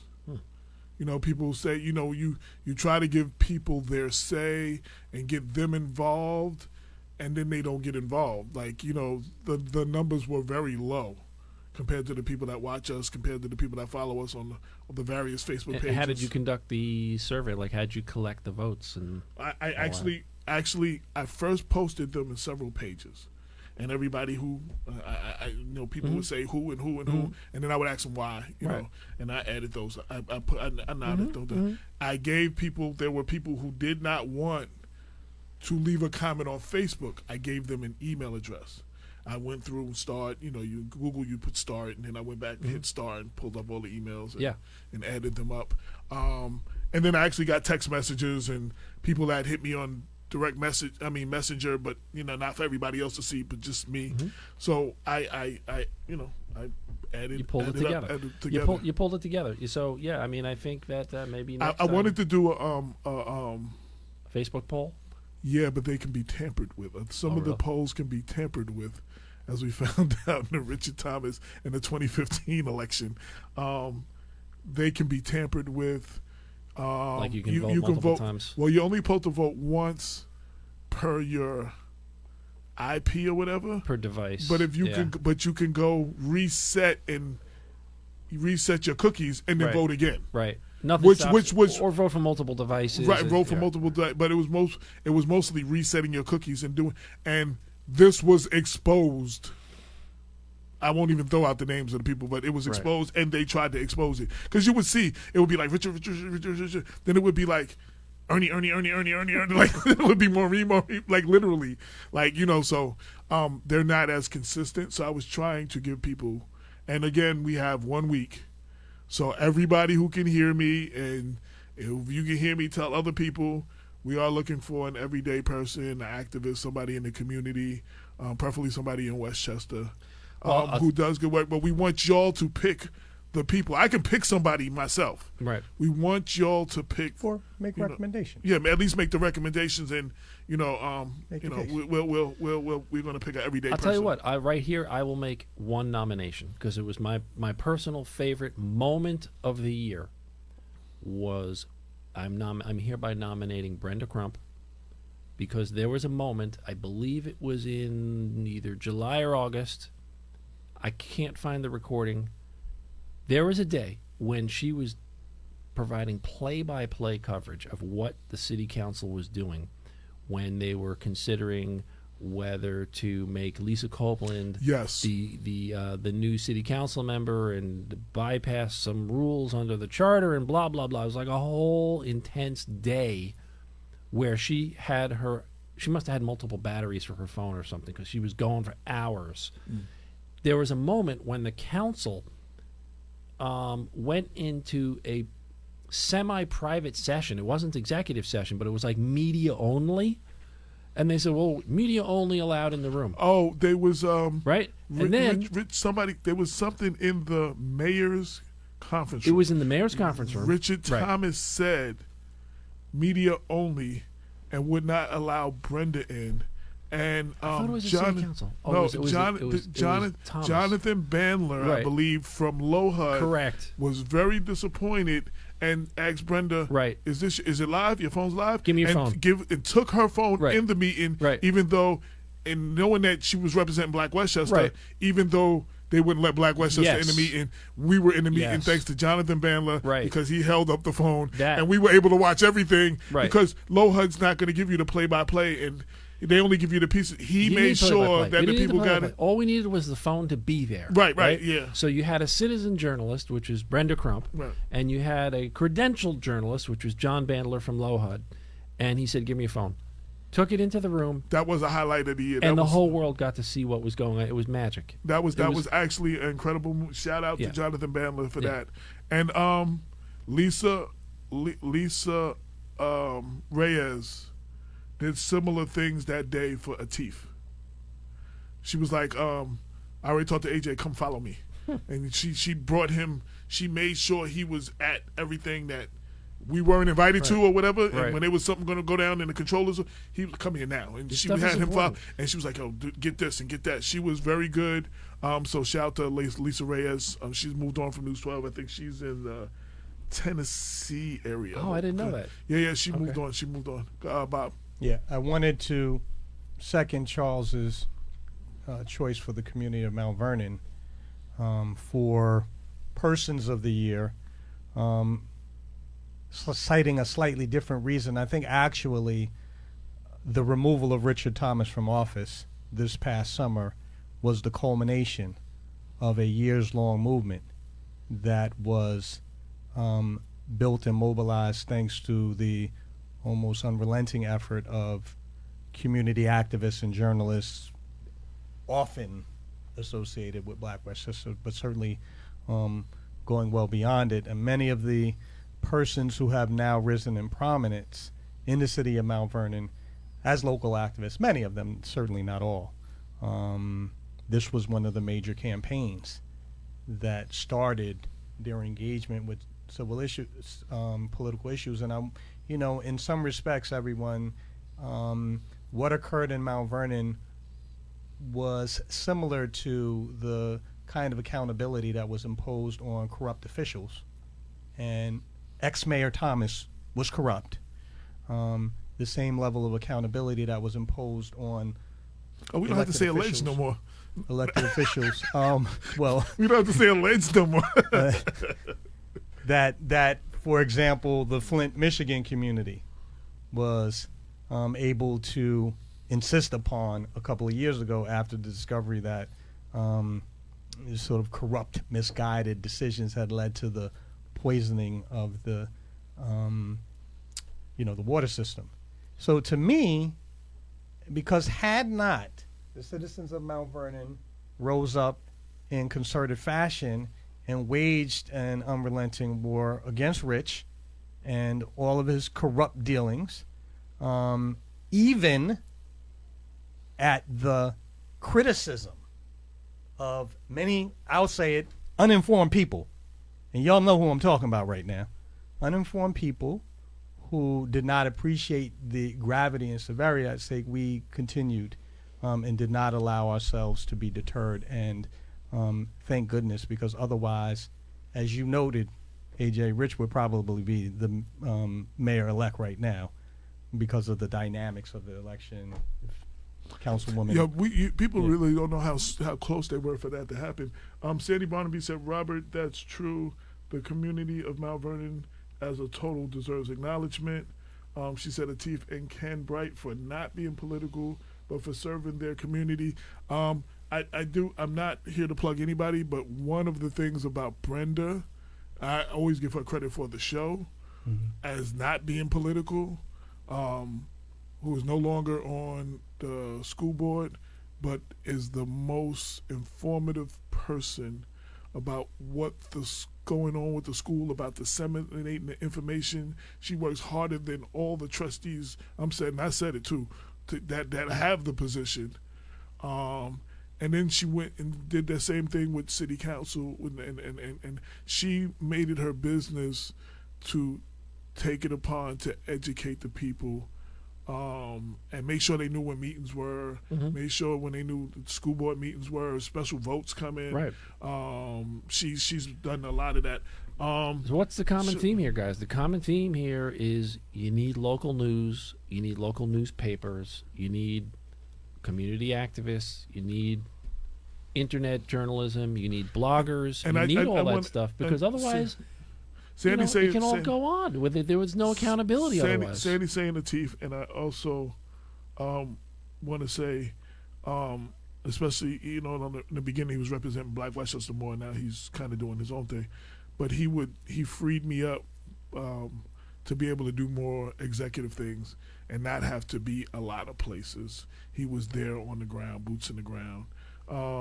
She said, "Remember the cupcakes crisis, cupcake shop crisis."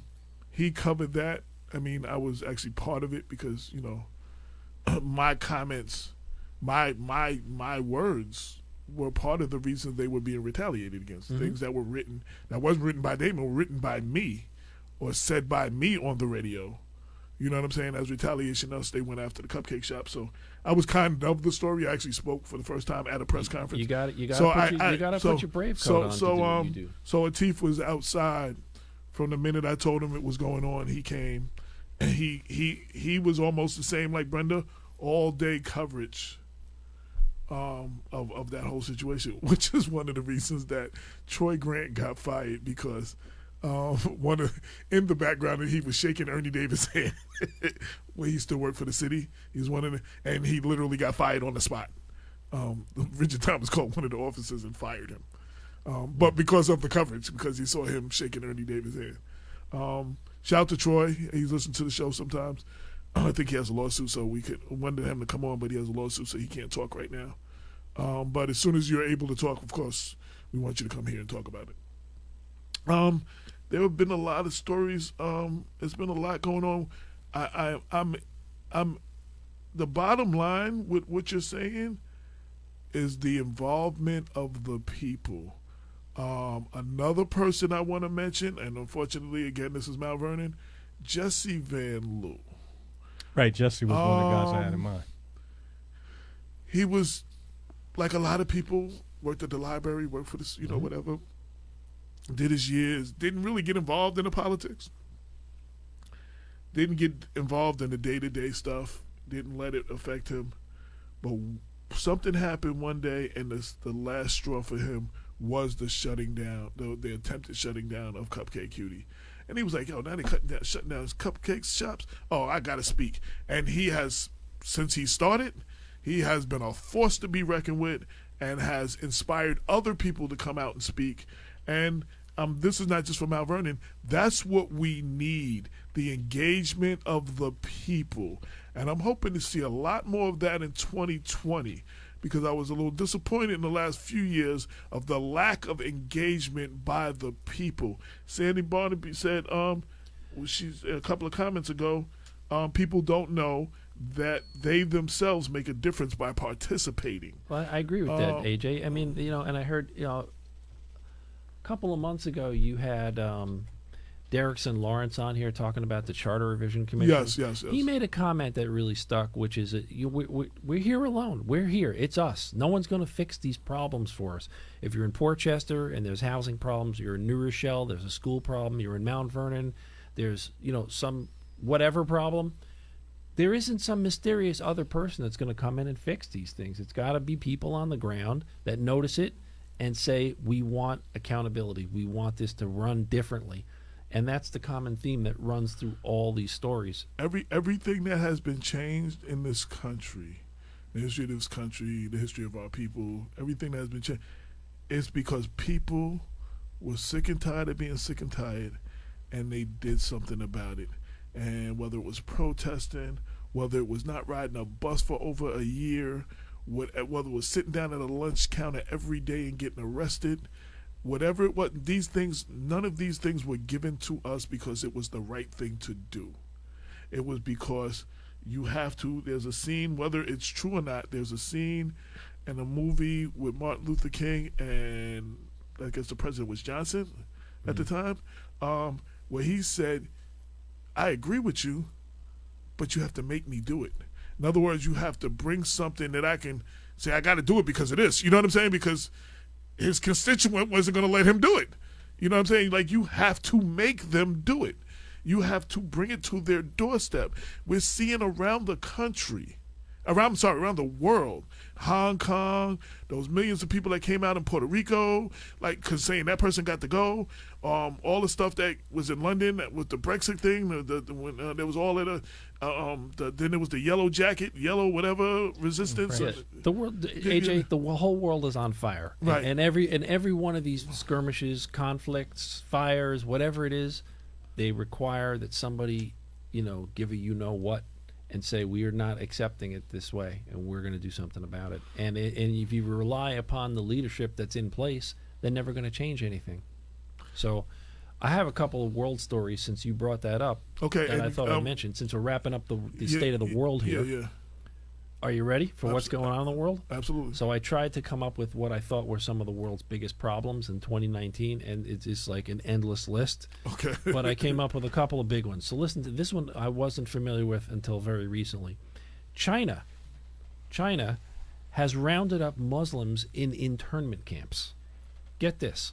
New York Times opinion columnist Nicholas Kristof, he had an op-ed piece about 2 weeks ago. That's where I saw this.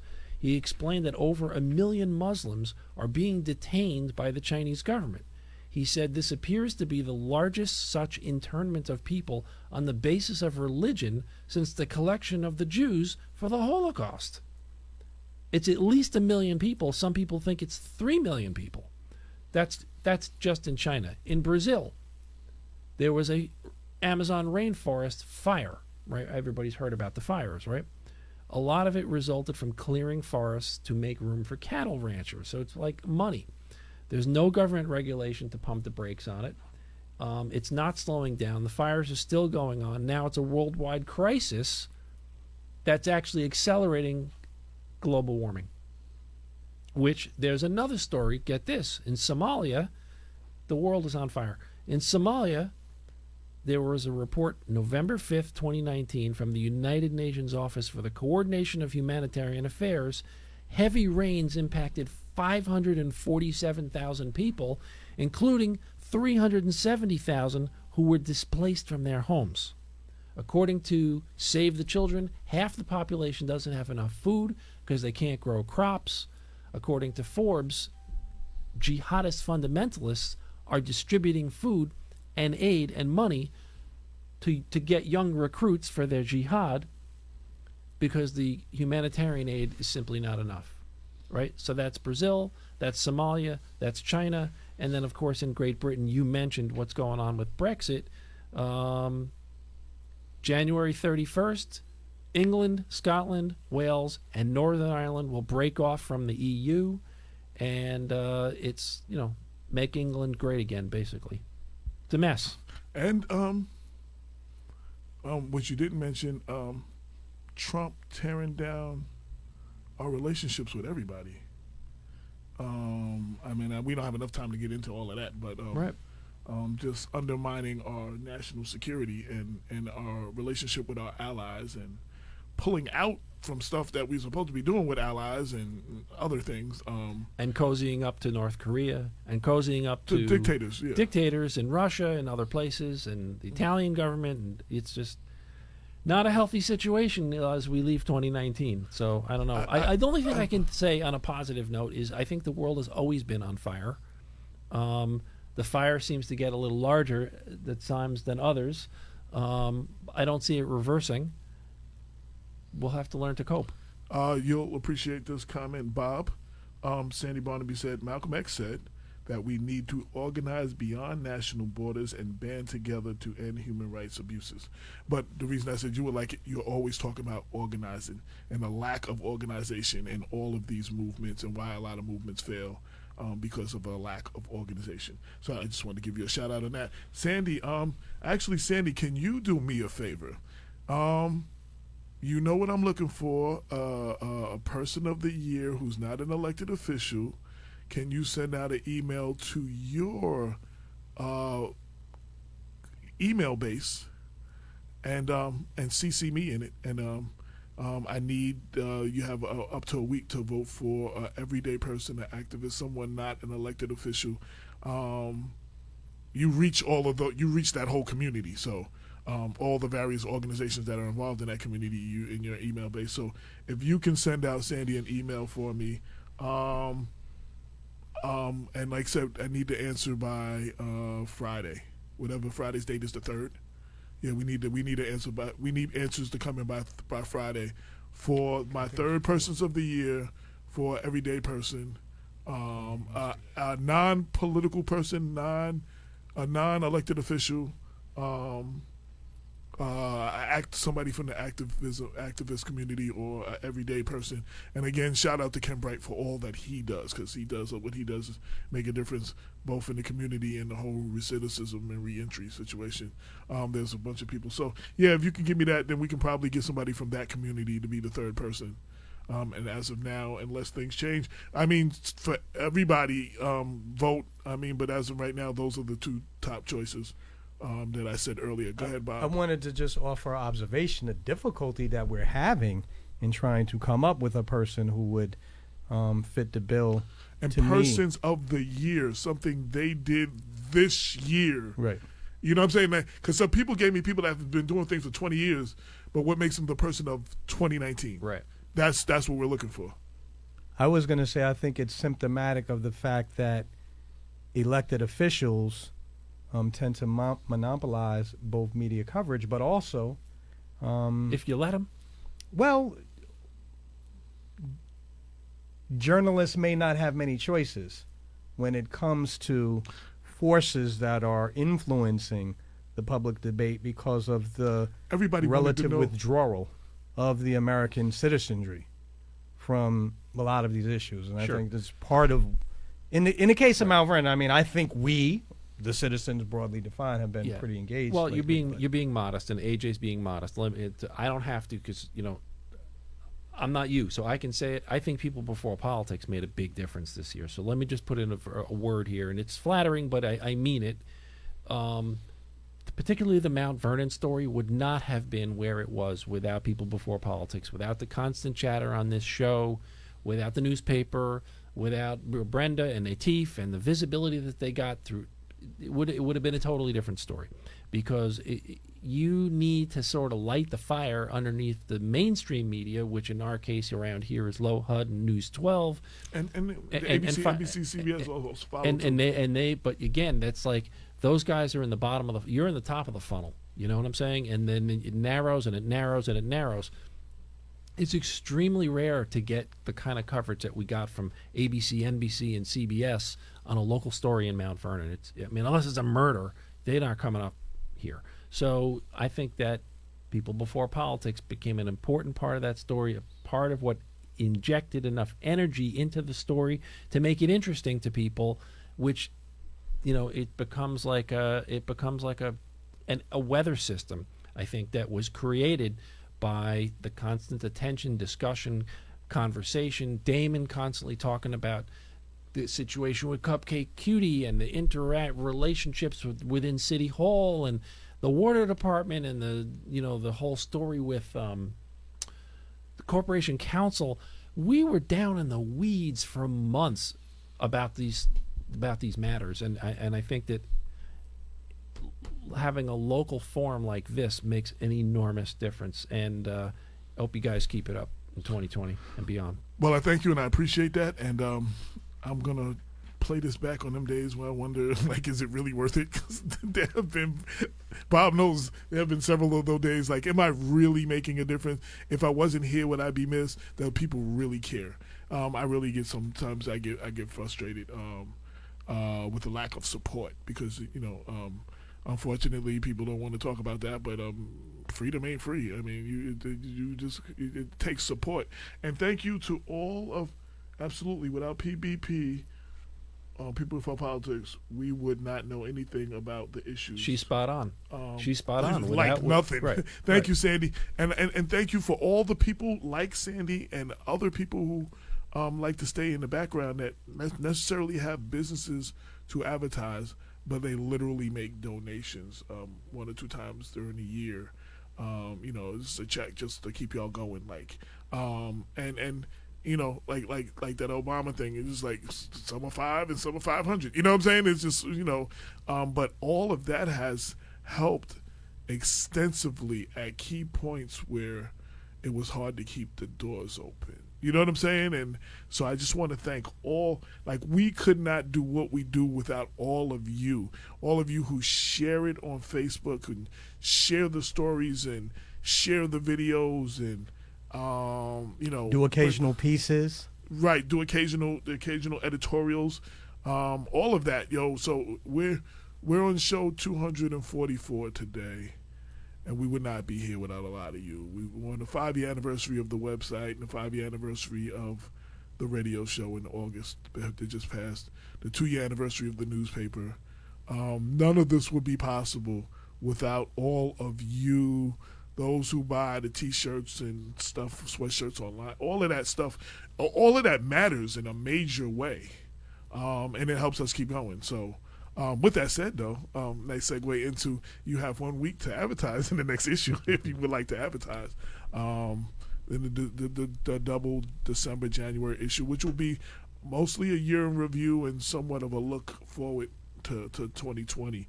And Charles has a piece in there that he gave you some of the information for today. We're doing the Persons of the Year, and we're going to do some other things. But we want to thank everybody. And then the people who come on the show, I greatly appreciate their time. Andrew Stewart Cousins has been on here 4 or 5 times. She's very busy. You know what I'm saying? And we'll probably be here in January. Yeah, and you're getting some heavy. You're You getting know, some heavy hitting guests. Hafiz Muhammad, the head of the Mosque Number 7 and Farrakhan's East Coast representative, has been on here about 4 or 5 times. You know, Bob Law, the legendary radio host, Byron Allen, before anybody was talking about the Byron Allen thing. You know, just we're hoping to take things to the next level in 2020 and get more of those, you know, big interviews and get back in, unfortunately, the weeds of some of the stories. There's a lot of stories. And also all of you who, you know, there's no way I know everything. Many of you have given me tips. Many of you have said, oh, you need to look there. Many of you have given me documents of lawsuits and stuff like that. Like that, all of that you have contributed led to me doing research in these stories. And I want to encourage everybody to keep that going. And I would like to see more participation. This is your paper and your show.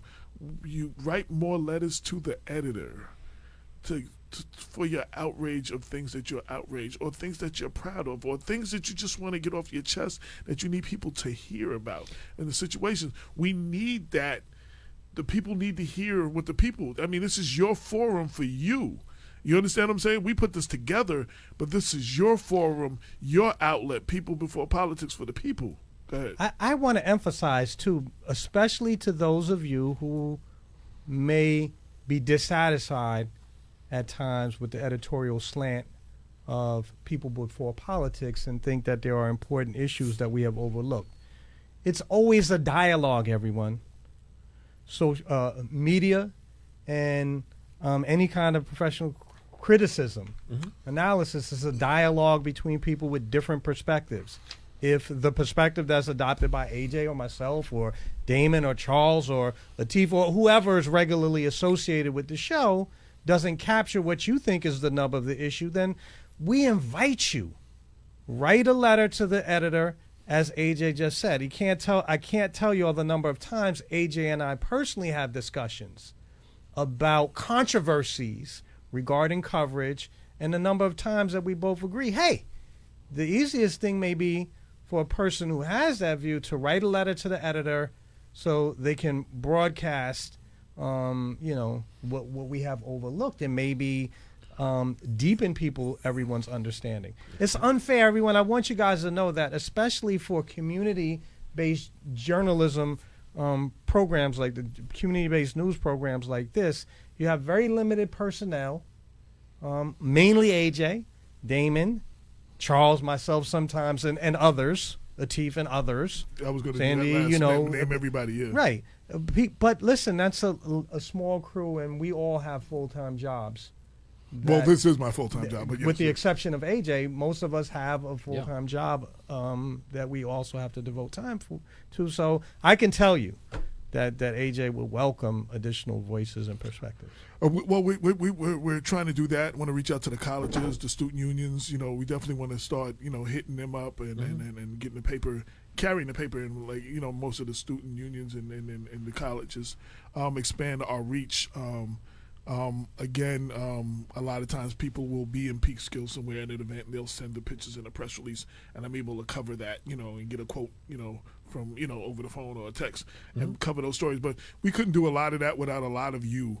And also, like Bob was hinting at, you see Damon's name and my name on everything. You see my face on everything. But there are so many people behind the scenes. Bob has been an invaluable member, has helped with a lot of the administrative stuff. Too many other things to just name in his involvement on the show. Lorraine's involvement on the show, and Latino issues and Yonkers issues. And she's been invaluable in a lot of that, and has got a lot of them following us, that whole community.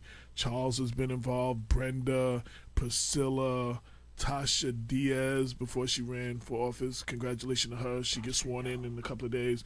Tasha Young, definitely a big person. Juanita Lewis used to be involved a lot. Community Voices Heard. Cynthia Turnquest Jones started off the show with us. and still writes editorials and covers events. She covers events that I'm not at, and she's there, and she sent me pictures in a couple of words, and a lot of her stories have gone up. And then there have been so many other people, contributors, who have written stories or allowed us to repost their stories that they had somewhere else, or post that they had in their blog or something. That is what's kept us going. So it's not just my voice that you don't hear. And we've tried to have as many people. We've had some Republicans on here, some Libertarians, some Independents. We've had Muslims. We had, you know what I'm saying? We had atheists. We had some people on here that said some crazy stuff. And not all, and we've had some great dialogue. Well, that's what makes it a great show. Yeah. You know, I mean, you don't want a show about one viewpoint. Right. And we welcome that. Boring. We welcome that. A lot of people don't come on the show that have those forums, that have those voices. They do not come on the show to give that point of view. And we try to be fair. Like, there's some people, I've had people running for office that I know there was no way in hell they had a chance of winning, but I gave them their little 15 minutes. You know what I'm saying? Like, you know, and I tried to be as fair with them as the person that I knew was probably the strong person. Right. You know, so we want to thank you all for all that you do. I want to end off the year, you know, we're very pleased. We're very happy. We're very thankful, very thankful and humble that you choose to allow us, like Oprah used to say, you allow her in your living room every weekend, every day, weekday. You allow us to give you the new. You like, if you didn't listen and check for us, we wouldn't be here. So you allow us to be that voice. You know what I'm saying? And you listen and you check us when need to be checked it, and sometimes gently correct us, sometimes not gently. I've been wrong a few times, and I've had to say that I was wrong, but I went on what I knew at the time and the information that I had, and found out that I didn't know the whole story, and made sure I got the whole story in there as much as possible. It's hard not to have an opinion, even though you're not supposed to, because I'm human. You know what I'm saying? So just there's some things that I feel strongly about, but I really appreciate the privilege to be able to do this. And thank you for all that support us, that have supported us, that will support us in the future. We're looking for, one of the major things we're looking for, because everybody asks, we're always looking for writers. We're always looking for people to help with the distribution process into the different cities. But one of the greatest areas we're looking for is people to sell advertising. If you would like to make some extra money, we pay 20% for whatever you bring in. You know what I'm saying? And that can be some. I've had one or two people make close to $1,000 in 1 month because of what they brought in. I can fill in what the distribution process is. It's simpler than it sounds. It's basically pick up a couple of bundles of newspapers and distribute them at local shops. In your area. Yeah. So you go to the CVS and you drop off a few dozen. Right, because Charles has done that several times. I've done that a few times. Yeah. It's easy. It takes about half an hour. Yeah, so I appreciate that, and people come from Peekskill and Port Chester and stuff. They don't do it frequently, but but we're looking for people to do that, and mostly to sell the advertising is the biggest thing, because then we can have some things that we can actually pay for more. You know what I'm saying? To reach more people and get more stuff and the stuff that we need. That's what the advertising is, what fuels the show and the paper and everything we do. So. Thank you all. We're over time. Thank you all for tuning in. I'm gonna edit my little part in the beginning, because I want that message to get out. That message there's too much hate going on right now. And I'm gonna put that. Go ahead. AJ, I wanted to say this for a long time. There's one or two names that came to mind for me recently for having done good work. And I didn't say this before yet, but I wanted to thank AOC Joints, because AO led an effort to redo the city's website. Yes, and shout out to him. When he completed that project a couple of weeks ago, I thought it was noteworthy and deserving of recognition. And I'd like to see the continuation of those kind of volunteer efforts. My And what's that understanding. individual's name, Bob? His Daniel name? Terry. Daniel Terry. Daniel Terry. Yeah, his Yeah, Facebook. his page. Facebook name was AO Joints at first, but he changed it to his regular name. Now, I talked to a Monica who's actually on the scheduler for Andre, and the thing they had for Andre, an appreciation at Steamhouse, and she said one of the biggest things is they were able, now this is the most important thing, they were able to find talent within City Hall. You know, people that were already on the books that had this talent to be able to redo that website and do without outsourcing this stuff. And there's a lot of talent in Mount Vernon. You know what I'm saying? We don't have to outsource everything. They had employees that had this talent that nobody had tapped into. And that was one of the biggest things. And that website is go to the Mount Vernon, the City of Mount Vernon website. Google City of Mount Vernon, New York website. I think CMV, NY, Google City of Mount Vernon, New York website. It is so much more user-friendly. You'll be able to do things you weren't able to do before. Information flows better. It looks a lot better. So shout out to everybody that's involved in that process. But go ahead. I also wanted to give a shout out to James Nolan, the son of Donna Nolan, Donna brother of and Mike Nolan, who got killed. Right. at Burger King. My understanding is that James recently successfully spearheaded gun legislation. I think in the county. It could be at the state level. I apologize. I know he was for not- going throughout the different municipalities, and I think he is dealing with the county. So Right. So I think those are both examples of good work, along with other people that we've already mentioned. But two recent instances that came to mind for me. I also want to one other person I was thinking about, Rabab Abdallah, because Rabab, as who is one of the stalwart sort of community organizers of Mount Vernon, not politically oriented, community organizer. In addition, she also is a fashion aficionado, and she organized a very successful fashion show that showcased in South Africa. Oh, photographer Shane. Yeah. Shane. Shout out to Shane. He's actually covered that for her. Oh, did he? And Okay. the city and loved it. Oh, he had a field day. Yeah, in I'm the sure city. he did. Yeah, he had a field day in Fashion Week. So I just want to say, wait first, but So we run out of time. the new Mount Vernon website is cmvny.com. Okay. It's pretty good. Okay. So yeah, please everybody check the website. Also, last, anybody you know, regardless of this person of the year thing, that is somebody who is doing work in the community or somebody that needs to be highlighted or spotlighted, please reach out to us, blackwestchester@gmail.com, with their contact information and why we need to have them on the show, because we like to highlight those unsung heroes that many people don't know. That's what we started doing. That's how we came up. We started, doing stuff like that, changing the narrative, highlighting those unsung heroes throughout Westchester County, throughout the state, or whatever. So, you the people, like I said, we want more involvement from the people overall. That's what we want, more involvement. Again, congratulations to Mayor-elect Sean Patterson Howard, who will be swearing in days. I got my tickets. I got my tickets to the I'm inauguration. supposed to go to the inauguration too. Without saying, shout out to Andre Wallace. I was trying to get him on today for the work that he did in the time that he was there. He definitely held things together during a time of chaos. Some people are good campaigners, but not good politicians or good elected officials. Some people that are good elected officials that do the work are not good campaigners. He wasn't the greatest campaigner, but he showed that he was good as far as the work. And he held things together at a very critical time, and will give Sean Patterson Howard a much smoother transition than she would have had.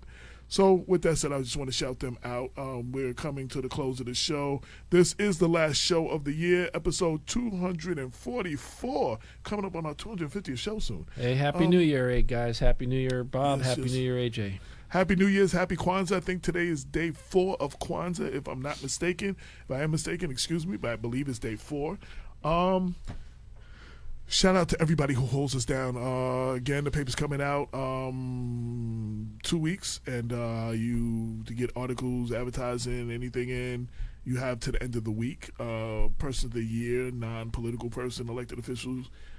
Give me one person. You got till next Friday the 3rd. Again, you saw the commercial. Shout out to TY Associates. You can advertise your business in a 30-second commercial on People Before Politics. And I promise, for the people that like us without commercials, there will never be more than like 6 spots, which is 3 minutes. You know what I'm saying? Throughout the show, 4 minutes the most, and it'll be split up in the beginning and the end. It will never be where you're 20 minutes of commercials. We will never be that. But that goes to support the show and keep us going. With that said, we thank everybody for tuning in. We thank everybody for riding with us all this time. We plan to have a lot of things in store for the new year. With that said, oh wait, not just new year, new decade. We are entering a new decade, which is a really big deal. And we hope to continue to be able to give you the real news with the Black point of view and real talk for the community that we've been giving you since 2014. With that said, you could be doing anything else right now, but you decided to ride with us, and we greatly appreciate it. This is BlackWestchester.com presents the People Before Politics radio show. We are on every Sunday 6 to 8 on InTheMixRadio.com. You can check us, giving you that real talk for the community since 2014. Until next year. Next year. Peace. 22 million black victims of Americanism are waking up, and they're gaining a new political consciousness, becoming politically mature. And as they develop this political maturity, they're able to see the recent trends in these political elections. Any minority that has a block of votes that stick together is in a strategic position. Either way you go, that's who gets it. You're in a position to determine who go to the White House and who stay in the doghouse. You're the one who has that power. You and I have never seen democracy. All we've seen is hypocrisy.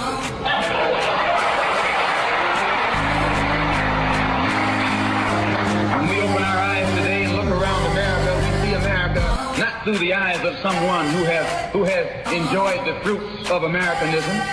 We see America through the eyes of someone who has been the victim of Americanism. We don't see any American dream. We've experienced only the American nightmare. We haven't benefited from America's democracy. We've only suffered from America's hypocrisy. And the generation that's coming up now can see it and are not afraid to say it. And are not afraid to say it. And are not afraid to say it. And are not afraid to say it. And are not afraid to say it. And are not afraid to say it. And are not afraid to say it. And are not afraid to say it. And are not afraid to say it.